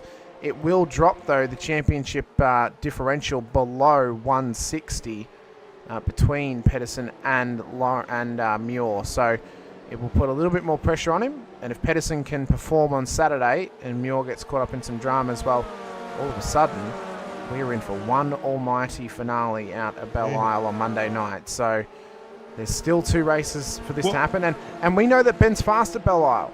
So any points that Sam gives up at Bathurst on Saturday is only going to compile the pressure a little bit more. So he'll be hoping to perform on Saturday to at least alleviate some of the pressure, because he knows that Ben's fast at Belle Isle. So if he gets caught up in something at Bathurst, it may finally show some cracks in the armour. So there's a couple of things that are in common the last 2 rounds of both of our tracks. Both of them have concrete walls in some very uncomfortable places. Concrete walls don't move a hell of a lot when there's a Porsche running into them. I've seen that firsthand more than once. So, not just that, both of them are classified as street circuits as well. So yeah, you know. but the other thing is the televised event on Saturday. There's going to be a lot of eyes watching, and it's a different format that we know. There's going to be different pressures on. There's going to be absolute different pressures on to perform, and not only that, there's going to be people that they are racing against that they haven't raced against before, who won't care and won't even have any raha about who Sam Muir is or Ben Pedersen is. They just want to go out there and impress and win a race. So they won't care who these guys are. They won't care about the championship. All they will care about is going out there and saying, hey, I want to support race at Bathurst. And that's exactly what will be on their radar. Well, it's not just that. It's everyone's in the same boat. Everyone has to be able to drive amongst the wild cards and, you know, try and race them as best as they possibly can. And maybe that changes up the strategy for some drivers. Maybe they then become a little bit less aggressive at Bathurst, knowing the wild cards are out there, knowing let's just make it through Bathurst, let's get some points on the board, and let's move on to Belle Isle, where we're back again just amongst ourselves, and we can battle away for a race win and possibly a championship. So that could be one of the strategies on Saturday, namely for Sam Muir, where if he knows that he's around a couple of wild cards, he may just let them go, because he may not want to put himself in a dangerous spot where they don't need to worry about where they're racing or need to worry about their incidents, because unless they race next season, their license points aren't really going to matter that much if they get them on their license. So that's one of the big questions for Sam. In the meantime, we've got 11.5 minutes to go. Lawrence is doing exactly what he needs to do. Pedersen now out to just under 2 second gap. Muir's probably going to make a move here into 1. Lawrence is already in defensive mode. Good draft here by, a bit of a bump. Good. And again, 2 bumps as they go into turn 1. And Muir's backing out of that, and rightly so, because he's got a championship thing. Good job, Stefan Lawrence. That gap's now almost 2 seconds. Now that's, so we've got 6 laps to go at the end of this one. That's, we're talking, there's a bit of action going on for sure. Not just that. But Muir, I've just noticed Ellie Gardner did not serve her slowdown in quick enough succession, and now she has a black flag. So Gardner's going to have to drive through pit lane for not serving her slowdown that I believe she would have copped at Variante Alta. And now she'll and what have do to we come through. say about this pit lane? Like, I had to rethink about what the longest pit lane in iRacing is. I think this is actually now second. I completely forgot the Spa, the Enduro pits. Yes. As Lawrence goes off. Gone. Lawrence has cracked under the pressure. No. Lawrence cracked under the pressure at the bottom of the hill at Temporale. And now he has to pick up the pieces. And it's heartbreak for Lawrence in what was a magnificent drive. Let's just watch this. So he came through 11 and 12. He started to lose it on the exit of 12. And as he came into 13, it's just gone. Yeah. That's a shame for you know what though, Stefan should hold his head up high. He drove very well in his defensive efforts there against Sam. He did everything he needed to try and hold him back. And a mistake like that, very rare to happen. And I don't think there's anything negative we can say about it. I think he drove very well in his defensive He did a good efforts. job tonight. Yeah. Did a good job. Did what he had to do. Muir's now 3 seconds behind Pedersen. Just 6 laps to go. I think what he did do is, so obviously he hasn't held off Sam from getting P2, but he's held off Sam from possibly attacking Ben for P1. So he's arguably gotten Ben 300 points now because of helping him get the win in race 2, which great team effort there from those guys for that to work out for them. And it was a team effort between Stefan Lawrence and Alan Dawson, the stepbrothers, to hold off Sam Muir from getting another race win here tonight at Imola. So those guys have done a fantastic effort for their team and a fantastic effort for their teammate really Ben have. Pedersen. Yeah, absolutely. Yeah, and so then the question would go the other way. Is like, we know the 9.5 guys are quick. Zomo's actually a series champion. Has Muir had enough help for the season? Just the little things, and Riot has done it really well tonight. And I'm glad we raised the subject before the races even started, because it shows you what good teamwork can do. Absolutely. And both Dawson and Lawrence, despite the little mistake by Lawrence, I think by the end of the night, if you said to him that's how you're going to drive and that's the positions you're going to get, I reckon he would take that. So good job, Stefan Lawrence. It's a great effort. So Muir has now got pressure from Angus Lawford in behind, who's doing a top-level effort tonight. He's got Alan Dawson on his tail as well. 8 minutes on the clock in race 2. We are currently lap 18, about to go on to 19 when Ben Pedersen crosses the strike. Now leading the silver class tonight is Alex Schuler after Ellie Gardner's drive-through, thanks to not serving the slowdown. Rodney Gollan back in P10. If he could get past these 3 cars, Rodney Gollan could actually take the lead of the silver championship heading into Bathurst, I believe.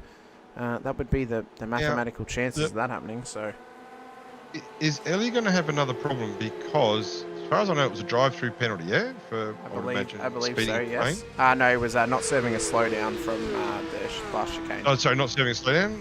So why are we stationary for 17.6? That would have been the last pits. Oh, she must have. Hang on.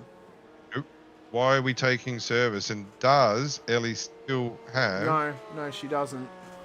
Doesn't. So maybe it was like a stop hold. That's very odd. I don't think so. Normally it's just a drive-through, is it not? Yeah. Pretty sure it is. I don't know. It's very weird. Yeah. It is weird, certainly. And also being stopped for that unusual amount of time, 17.6. Yeah. Interesting one. Actually, it might have just classified her. For silver. That might have classified her pit entry at 17, but the 17 is from her initial pit stop, maybe? I don't know. Nope. No. See, if you look at Jared McLeod, you'll see that he's in the lane for 24.9. I think he's had a drive-through as well. But Gardner's definitely taken... I think Gardner's taken service there. I'm not sure. It's very odd. I'd have even just taken tyres. May have even taken tyres. Don't know. It's not a... That is not a drive-through by definition. So, yeah. Let's see what's happened there. 6 minutes to go. Probably the last 4 laps. Ben Pedersen very comfortably out in front. Done a really, really good job tonight. Like I said earlier, looks like he's in control. It's nice and calm. The car's doing what it needs to do. Not overdriving. It still has pace. Lawford's been the one for me tonight. He's been a standout. Been very, very good tonight. Been aggressive. Made a mistake. Recovered so quickly from it and has shown plenty of pace. It is all over the back of Muir, as is Dawson. Dawson hasn't gone anywhere all night. Could have easily have said, look, done his job. The peloton can ride away now. I've done my job, but has stuck there in P4. Well, Lawford is he's proving that he's a man in form at the moment. I mean, he's been driving the wheels off of his Mustang next-gen NASCAR on Fridays, and he's getting better and better in the Porsche Cup car on the Mondays as well. So he's a man that is getting faster and faster in this car. As early as next season, depending how much seat time he gets in between the break, it's only going to be a short break this time round. He could maybe find some good pace and maybe even challenge for race wins next season, depending if the luck goes his way at a couple of rounds. I don't know if he'll challenge for the championship necessarily next season, But I think definitely by season 5, he can be a championship challenger in the Porsche Cup car. So for Angus, he'll be hoping to do everything he can to continue to improve, continue to get faster, continue to push on. And in saying that again, if we do move over to the 992.2 next season, that may all of a sudden be the difference maker in Lawford going from being able to hang with Muir compared to actually being able to race and beat Muir from time to time. So that could be the real difference maker. I think it'll make the racing closer. And Lawford's actually very good here under brakes into turn 1. Well, it's turn 2 technically. Lawford's looking strong here, and the question will be on Sam: does he want to fight this? Does he need this pressure, or is he like? But if he goes behind Lawford, then you can imagine Dawson doing exactly the same thing. So it could be a case that if Muir drops off a second, he might drop down to 4th. Well, very well, mate. As we come up around turn 7, so we are 36 minutes in, 4 to go, or about 3.5 to go at this stage of the race. Ben Pedersen is well in control at the front of the field. No pace cars to be seen tonight. Not going to see one now with only less than 5 minutes to go. So it's all come down to the on-track action. Been a very clean night on the road here at Imola, it must be said. Very few incidents on track, and I would say the report's going to be probably the smallest we've ever seen. Don't even know if there's any penalties have been handed out by race controls. This may be the first race we've ever had where no license points have been handed out either, if that happens, especially after some of the rounds we've had this season. So it's been a very clean night on the road. Let's see tonight contrast to Bathurst this Saturday night, where I think they'll be getting their elbows out. And is it Jacko's? Convinced him to arrive and drive for the Porsche Cup on Saturday in a special livery. Yep. I said to him, he said he may race tonight. What's the livery going to be? Well, who knows? What's the livery? He said he was going to race tonight possibly, and then he didn't. He has raced this season, obviously, and then I said, well, you should race Bathurst then, because you technically signed up this season. You can just show up and drive on Saturday, so get in there. Yeah, get in there, have a crack. We were discussing the scheduling. I've got to send him a photo of the actual schedule so we can fine-tune the session so it sets up perfectly. It is scheduled to go live at 7:15 right here on Infinity Broadcasting, but it may not go on exactly that time. It just depends how we're going over at SimSpeed with the qualifying for the Pro Series. So, but give or take 5 minutes. Yeah, so long as there's no oil spills, wasn't that an accident? Oh yeah. We should be very close on. Yeah. I was actually getting frustrated watching that. I was actually sending text messages to the race control team going, maybe you should do this. But yeah, just a bit of truck wash would have made that job so much easier. But having a truck wash stand down. Truck wash does amazing things to oil in the wet. Oh, it does indeed. So it'll be a slightly different look on Saturday as well. So big thanks to Jay over at SimSpeed and those guys for actually producing that show for me. It will be me and Brenton in the booth, of course, but Jay will be doing all the camera work and the towers and stuff like that. So it'll look more like the SimSpeed towers, more so than our regular towers, obviously, on the graphics, but it'll be the same racing once again. So you guys will be able to catch that action live on Saturday night, 7:15, Australian Eastern Daylight Savings Time. It's a big night for me, Brenton. I hop in for Porsche, Porsche. Half an hour later, after it finishes at 9 o'clock, I've then got to do vets at Red Bull Ring. So it's a good night for me, because I'm a big fan of Red Bull, so that'll be fun. Yeah, it's good track, and that's supposed to be a little bit wet as well. We're down to the last lap. Lap of this. White flag.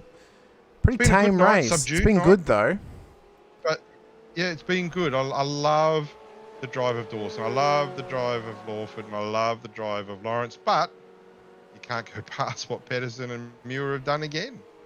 They've both done exceptional efforts, and the teammates of Ben Pedersen, well, they must have heard what you said, Brenton, because I think they took that as a personal challenge, which fired them up a bit. Yep, get them fired up and get them having a crack, and that's what we love to see. So, it's all in the taste of wanting to see drivers improve, or maybe do things they may not have thought of course, as well. And it's not a negative that we're talking about; it's just an observation that we've made a couple of times. But what it has helped, though, is Ben Pedersen here at Imola to take out 300 points. It'll be the first time he's taken 300 points out of a race meeting since round 1 at WeatherTech Raceway, Laguna Seca, where he won the first feature race of the season. So this is a big boost at the end of his championship charge.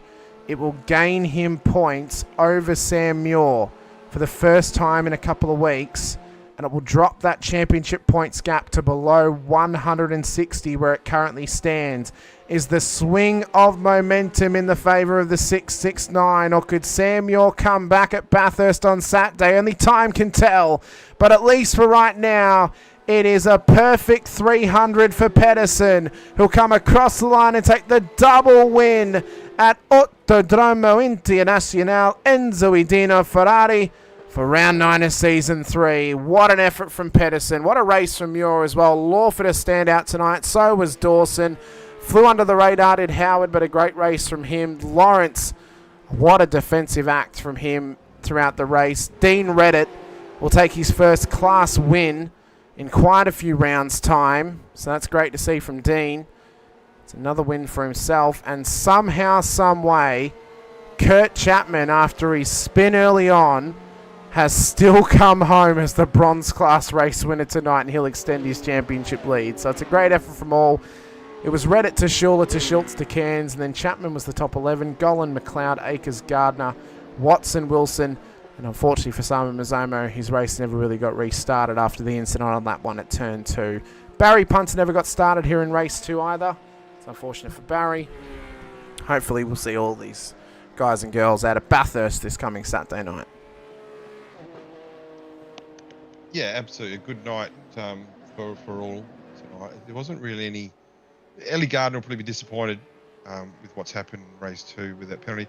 Also, John Akers, big fan of John Akers, and I keep saying it every week. I don't know why, but I'm just a big fan of John Akers. He would be disappointed tonight, but some really good, solid drives tonight. P3 for the Project 36 team with Lawford. That's a really, really good result.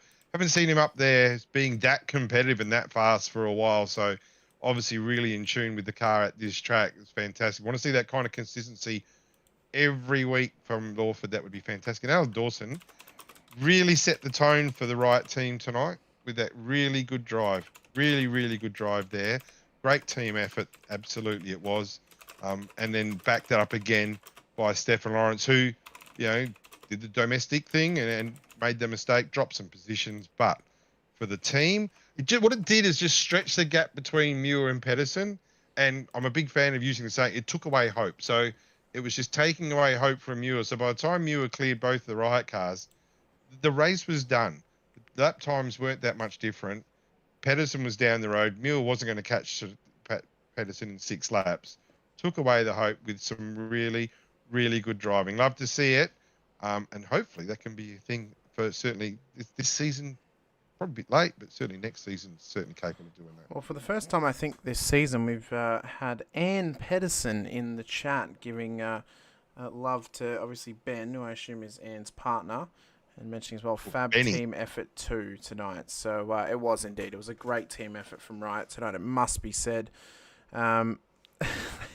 Maybe put to the sword a little bit earlier on by some of our comments, but they picked up their game, Brenton, and they helped Ben in the best of ways possible. That was where I was trying to go with that. So they did everything they needed to. So anyone out there who takes it personally, you shouldn't.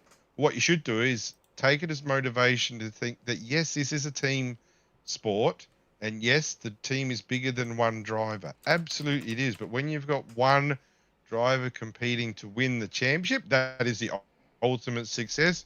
The team should do everything it can within the rules to try and give that driver the opportunity.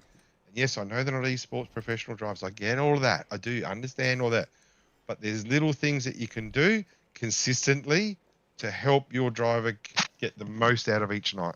Well, it is Ben's mum. So welcome in, Anne. We appreciate you being in the chat with us and supporting Ben as well. He has just joined the green room, actually, so we'll chat to him soon. But first up, we have our bronze class winner here this evening in Kurt Chapman. Kurt, congratulations. Somehow, some way, you pulled out another bronze class win after being spun early on in the race. Man, what an effort from you. And you managed to come up proper tonight after that one. Yeah, it was a good night of racing, I reckon. Had me best race start of the season as well. That was a cracker. I mean, you drove very, very well, and it's a solid amount of points on the board for yourself now. You extend that now over 100-point lead over Paul Wilson. Obviously, we head into Bathurst this weekend. With those wild cards out there, is it going to change your strategy anyway, or are you going to go for gold and just see if you can try and get points on the board no matter what? It depends where my pace is. Like last week, I didn't have the greatest pace, and I just kind of sat back, let a couple of people go past, no worries. And today, I thought my pace was a bit more up there, so I tried to stay in it. So we'll just see what happens when we get to Bathurst. Well, I think you've run an incredible season thus far. When we head out, obviously to Bathurst, it's going to be a fun time. Imola, how much of a test was it for you to get comfortable here tonight, or is it a track that you normally find yourself, you gel quite well here, or is it one that challenges you whenever you show up? I think this is really like car dependent for me. I know with the 86s, they can get thrown around a bit too much for my liking. But driving a set of Corsa over the weekend, spent a couple of hours on that. There was no worries jumping over the curbs tonight. It was really good. Well, Kurt, we appreciate your time coming and have a quick chat to us. Is there anyone you want to give a shout out to before we let you go this evening? I'll give a shout out to Infinity Broadcasting for broadcasting the event, and IRWC for hosting it. Well, thank you so much, Kurt. Best of luck on Saturday night out at Bathurst, and best of luck on Friday as well in the Rod Knock Cup when we go to round 2 of the playoffs for the Rod Knock Cup Series at Mexico City. Great, thank you. Thank you. Next up, we have our silver class winner here this evening from Riot Sim Racing. 2 class wins tonight for them in race 2. It's going the way of Dean Reddit. Dean, congratulations. Race win for yourself. I think, is this your first race win since moving up to silver class now, or at least class win for yourself? Yeah, I think it probably is. Memory serves me correctly. So, yeah, I'm pretty happy with that. I wasn't really expecting much tonight. Now, we may have gotten packets a bit fired up in the chat tonight, Dean, in regards to saying that Mr. Dawson and Mr. Lawrence can maybe help support Ben a bit better, but fair play to them. They raised their game and they played an absolute defensive masterclass tonight. It was fantastic. Yeah, I heard through the comms that they were working pretty well together at the front in race 2, so that's always good. As far as Hackett is concerned, he's always on edge, so you just know not to take him too seriously in the comment section. Well, I mean, fair play to. I mean, Brenton and I mean, we put somewhat the challenge out to them to help Ben, and like they did everything they needed to tonight. They defended very well. They held back Sam incredibly well tonight. But I think the most important point I need to point out is what happened when you ran into your own teammate John Akers midway through. I think it was race 1 that you actually ran into the back of him. Well, I think I'm going to have to clarify there, Hamish. He ran into the back of me. Oh, so, okay. Well, what was going through your head when he ran into the back of you? Well, I think I just made him pass on Alex in the hairpin, and I sort of managed to hold him wide, and I was saying, there you go, Jono, there you go, there's a spot for you, meaning that he was going to also get Alex at the same time. But he thought that meant I was allowing him past me and giving him a 2-for-1, so he ended up outbraking himself into the corner, which was a bit clumsy. So yeah, just boomerisms, I think, from us there on the team's comms. Well, it worked out for you in the end. You've got yourself a class win in race 2. A couple of points back on Ellie. I suppose if you can perform on Saturday at Bathurst, the championship fight is still alive for you. Are we going to see you out at Bathurst for the Pro Series supports race? I wish I could be there, but I play cricket on a Saturday, so I'm highly likely that I'm still going to be at cricket by the time the race goes live, unless there's some weather gods that might come and wash us out, a Friday afternoon storm or something like that. All right, Brenton, you know what to do. You got to find wherever Dean's playing and just spray him with a hose, and then he'll come and race Porsches. If you're in Victoria or New South Wales, there's every chance that would happen. Well, Newcastle. Yeah, I mean Newcastle, New South Wales. So there's a bit like forecast. Chances. Is there? Okay. Yeah. Well, you never know. I'm going to say I'm 50-50. Well, I know that Packets is racing. Cricket will finish at 6 so... o'clock. Cricket finishes at what, 6 o'clock? race starts an hour and a bit later, you'll be right. You'll make that. 6:30. Yeah, yeah. Look, if it goes all according to plan, or we get a short finish or a quick one, then I can make it home. So we were done by 4 last week. I just What you want to need- see you out there battling with packets. That's all I want to see, Dean. What you need to do is win the toss, send them in. They bat first. Then you go out and open. Yeah, make a quick 35-40. That's it. You're done. Yeah. I hope it goes that smoothly. But yeah, if I cross paths with Packets out there on Sunday night, I think I might have scored him off track. I think that, as I say, there might be a little dumping happening of packets getting thrown off the road, but We don't want Packets interfering with any of our guys running in the championship. So we'll make sure that he does it. just knock him on a little bit. But no, Dean, a fantastic effort tonight. We hope to see you there on Saturday. If we don't, well, we hope to see you back on Monday at Belle Isle. But let us know, is there anyone you want to give a shout out to before we let you go this evening? Yeah, so obviously just the guys at Riot, and Card FX for our team shirts, Print Racer 3D printing, Sim Racing and Focus podcast, and V8 Drive Day over in Perth. And obviously you guys for running the show. Very good. Have you got any future guests lined up for Sim Racing in Focus at this stage, or is it still just... There's a lot of chatter in the background. We're just having trouble with scheduling at the moment because there seems to be a lot of... With cricket starting up at the moment, it's been a big sap on the time. So, but we'll probably get touch base, Packets and I, shortly, and then we'll start putting feelers out again, seeing who's still interested to come on and have a chat to us. Very good. Well, we look forward to that. Whenever the next episode comes out, we look forward to listening to it. But thanks so much for coming and have a chat to us, Dean. Best of luck in your next outing here in the Porsche Cup. And if you do win the toss on Saturday, best of luck in your game. We'll see if you get a win there. Cheers. Thanks, fellas. No worries. Thank you. Next up, we have our ever so dominant race winner here this evening. He's finally clawed some points back on the championship leader in Sam Muir. It is Ben Pedersen. Ben, congratulations. Race win for you. First time you've gotten 300 points from a race meeting since we were out at Laguna Seca earlier this season. And you've crucially clawed some points back on Muir tonight with 2 rounds to go in the championship. You did everything you needed to. Your teammates were there for you in the end to back you up and hold him back as much as they could. And now we look ahead to Bathurst, where you'll be hoping to try and do the same thing again, but with a bit of added pressure with a couple of fast boys out there, including Zach Ratchray White, who could be a bit of a spanner in the works for both you and Sam on Saturday. Yeah, Bathurst will be fun. It's one of my favourite tracks, so I can't wait for that. How many wildcards you got coming in? Currently, there is 7. We have 7 more slots available. Yeah, wow. So, is Lazarus making an appearance? I don't know. I may send him a message and say, "Oi, come race. I'll pay your entry. Come race. Come and annoy Ben one more time." Yeah. It's always good fun racing with cars. I haven't raced Zach in a long time.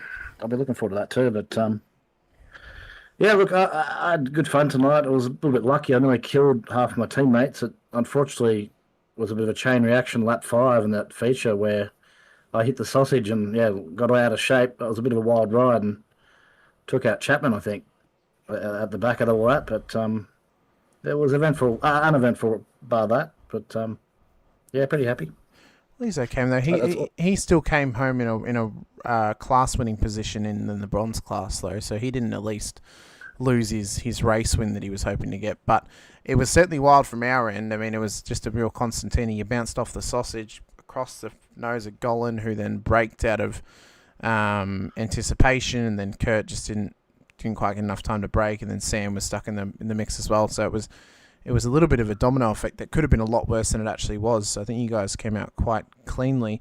I think we have to mention though that I think Alan Dawson and Stefan Lawrence are going to need some Christmas cards from you, Ben, because they drove an absolute defensive masterclass tonight in race 2 for you, and they held back Sam for majority of that race and drove incredibly well to defend against him.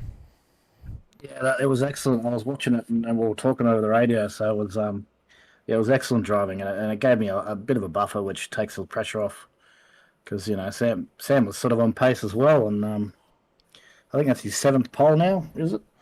In the championship, something like that. I'll have to check the stats to see how many poles he's had, but he certainly had quite a few this season. But I mean, you drove a very, very good race, very smart race tonight as well, which was great to see from yourself. And it's 300 points on the board for you. Bathurst is going to be a tough one with those wild cards involved. And then Belle Isle, which I know you're quite fair at, got a good amount of pace. So is the focus now for the next 2 weeks, or not next 2 weeks, next 2 races across the next week, is it try and get yourself a good amount of points on Saturday, gain points over Sam, and then just do what you do at Belle Isle on Monday, or is there going to need to be something else you can pull out? I think I've got to win everything to even have any shot. I think I'm too far behind. Oh, I mean, Sam could have a poor race at Belle Isle or Bathurst, though. Plus, I hurt myself by not protesting that 30 points as well. Because looking back on that Miami drive, it was out of like I had contact with a teammate that bent my steering, and then as soon as I broke, I locked up. Like I think that was probably a racing incident, really. But hopefully that doesn't really cost me anything in the championship. But I think I'm too far back. Like I think if he finishes second and everything, and I win everything, I think he'll still clean it up. So we'll give it a shot. Well, we never know what can happen. I mean, with Belle Isle being undroppable, one poor race from him in race 1 could completely swing everything in your favour. So, don't forget that. Yeah, we'll never say never. You never say never. Anything can happen. You fight it all the way to the end. I know it may seem insurmountable right now, but anything can definitely happen across the next 4 races at the next 2 events this week. So there is opportunity for him to drop points to you. But no, a great effort, Ben. Your mum was even in the chat saying congratulations as well. So shout out to Anne. But thanks, Mum. yeah, but no, fantastic effort tonight. We have to call you Benny from now on. Yeah, we're going to call you Benny Edison now. Benny. Yeah, Benny. Yeah, right. But no, congratulations. But congratulations on the effort tonight, Ben. Best of luck at Bathurst on Saturday. Is there anyone you want to give a shout out to before we let you go? I think of the sponsors. Obviously, PGA, V8 Drive Day Perth, Grange Automotive Perth, the Sim Racing and Focus podcast, Print Racer 3D Printing, Sim Rig and Accessories, iLiveries, and Card FX Design. Thanks, boys. It's good to have all that support. Well, thank you so much. And thanks for putting this up as well, you two boys, and doing the commentary. No worries. Thank you so much, Ben. Best of luck at Bathurst. We look forward to seeing how you go. Yep, I'll be there. Can't wait. No worries. Thank you. See you later. Well, what a race it was tonight, Brenton. Only 2 races to come, and they're both across the next 7 days. And I think what we're in for is going to be an intense end to this championship. I have a feeling in the waters that something may be on offer for us this Saturday night when we head out to Bathurst. I don't know what it is. I don't know why. What Benny needs, he needs as many wild cards as possible. He needs as many quality wild cards as possible that get between himself and possibly Sam Muir. But good night tonight. Looking forward to Saturday night. And it should be a bit of drama hopefully developed from tonight. I'm not unhappy with the words that we've said tonight. Hopefully the teams will take it on board and raise the bar a little bit more than what it already is. Well, we'll have to wait and see when we head out to Mount Panorama Bathurst for the 2nd season in a row. And this time it is only in 5 days' time. Saturday night, special start time of 7:15 p.m. Australian Eastern Daylight Savings Time. We'll come in right at the end of qualifying before we head out for the race start at 7:25 p.m. that evening. So it's going to be a fun time on the evening for us then. It'll be myself and Brenton O'Brien in the booth that time, with Jay Kennedy in the background with us over on SimSpeed TV. We'll be simulcasting to right here on Infinity Broadcasting, to SimSpeed, to Speed Cafe, and I don't know if there's anywhere else it's going to, Brenton, but there'll be a lot of places it'll surely be going to on Saturday. Sorry, looking forward to it. Fine. I'm here. Yeah, looking forward to it. Just have some background distractions. My boy's okay. coming from shopping. Just looking forward to it. Looking forward to it very much. And I'm a bit crook, so I'm going to call it a night anyway. No worries at all. Well, thank you all so much for joining us once again. A big shout out to all of our series sponsors, including VRS Virtual Racing School, our title sponsor. Infinity Broadcasting as well. Be sure to hit the like button, the subscribe, the bell icon too, so you're notified whenever we go racing right here on the channel. Next up on your docket, Friday night, 7:50 p.m. Australian Eastern Daylight Savings Time. we go racing with the second round of the playoffs of the IRWC Rodnock Cup Season 2 as we head out to Autodromo Hermanos Rodriguez out of Mexico City for what is bound to be an intense time on the road that evening. Saturday night, it's going to be a busy night for us. 7:15 p.m. we go racing with Porsche Cup action for round 10, and 9 p.m. we go racing with the next round of the Racecraft Simulations V8 Veterans action for Season 25 in round 9 out at the Red Bull Ring. It's going to be a wild time coming up for you. Before you go, Hamish, I want just for your love life a little bit more for this week, because we're going to Bathurst. We're going to Bathurst. Need to work on your French. We need to work on your French or Italian accent for when you say Mount de Panorama. You can do something with that. Mount Panorama. Yeah, it didn't work. Work on it. You'll be fine. I'm not Valentino Rossi when he's doing interviews for the 12 hour, but we'll head out to Mount Panorama once again on Saturday evening. It'll be at the Red Bull Ring for the V8 Veterans as well on Saturday night at 9 p.m. following the Porsche Cup race. And then Monday, we're back for the final round at Belle Isle. For the final time, it will host the finale for the VRS Porsche Cup Series before we move on to Adelaide Street Circuit next season. So it's going to be a wild and fun time across the next few days and across this week as well. And there's still more to come throughout the rest of 2026 with US-based NASCAR races to come your way on the channel too. You're going to have a little bit of everything right here on Infinity Broadcasting. Shout out to SPP Graphics as well. You can check them out over on Facebook. They're linked directly below in the description. Chuck them a message and Johnny will be sure to help you out and get your bikes looking as sexy as possible before you inevitably cover them in dirt or possibly hit a tree. And if you want to get in contact with me for anything from Blackheart Designs in terms of iRacing liveries or even graphic design work as well, you can shoot me a message over on Instagram at @HM_Injection. That's at @HM_INJEXION. And I'll be sure to get back to you as soon as possible. But I'm Hamish Munro with Brenton O'Brien alongside. This has been the VRS Porsche Cup Series at Autodromo Internazionale Enzo Dino Ferrari. We'll see you guys next time at Bathurst. But until then, stay safe, drive hard, and as always, bye for now.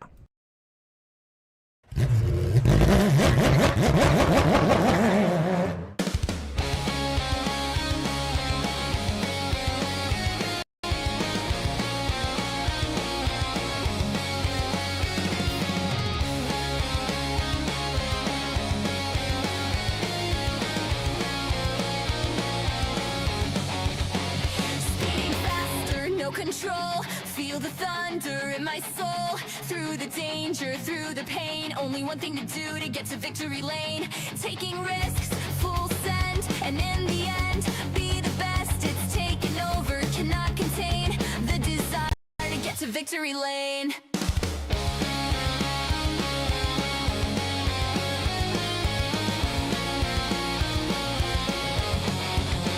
I hear the echoes of the past, the roaring ghosts that never last. But here I stand, the finish line. One last race, one last time. Through it all, get past the pain. Cutting laps, making gains. Feeling tired, get to my aim. The desire to get to victory lane. Speeding faster, no control. Feel the thunder in my soul.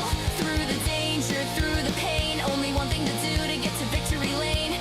Taking risks, full send, and in the end, be the best, it's taken over, cannot contain the desire to get to victory lane.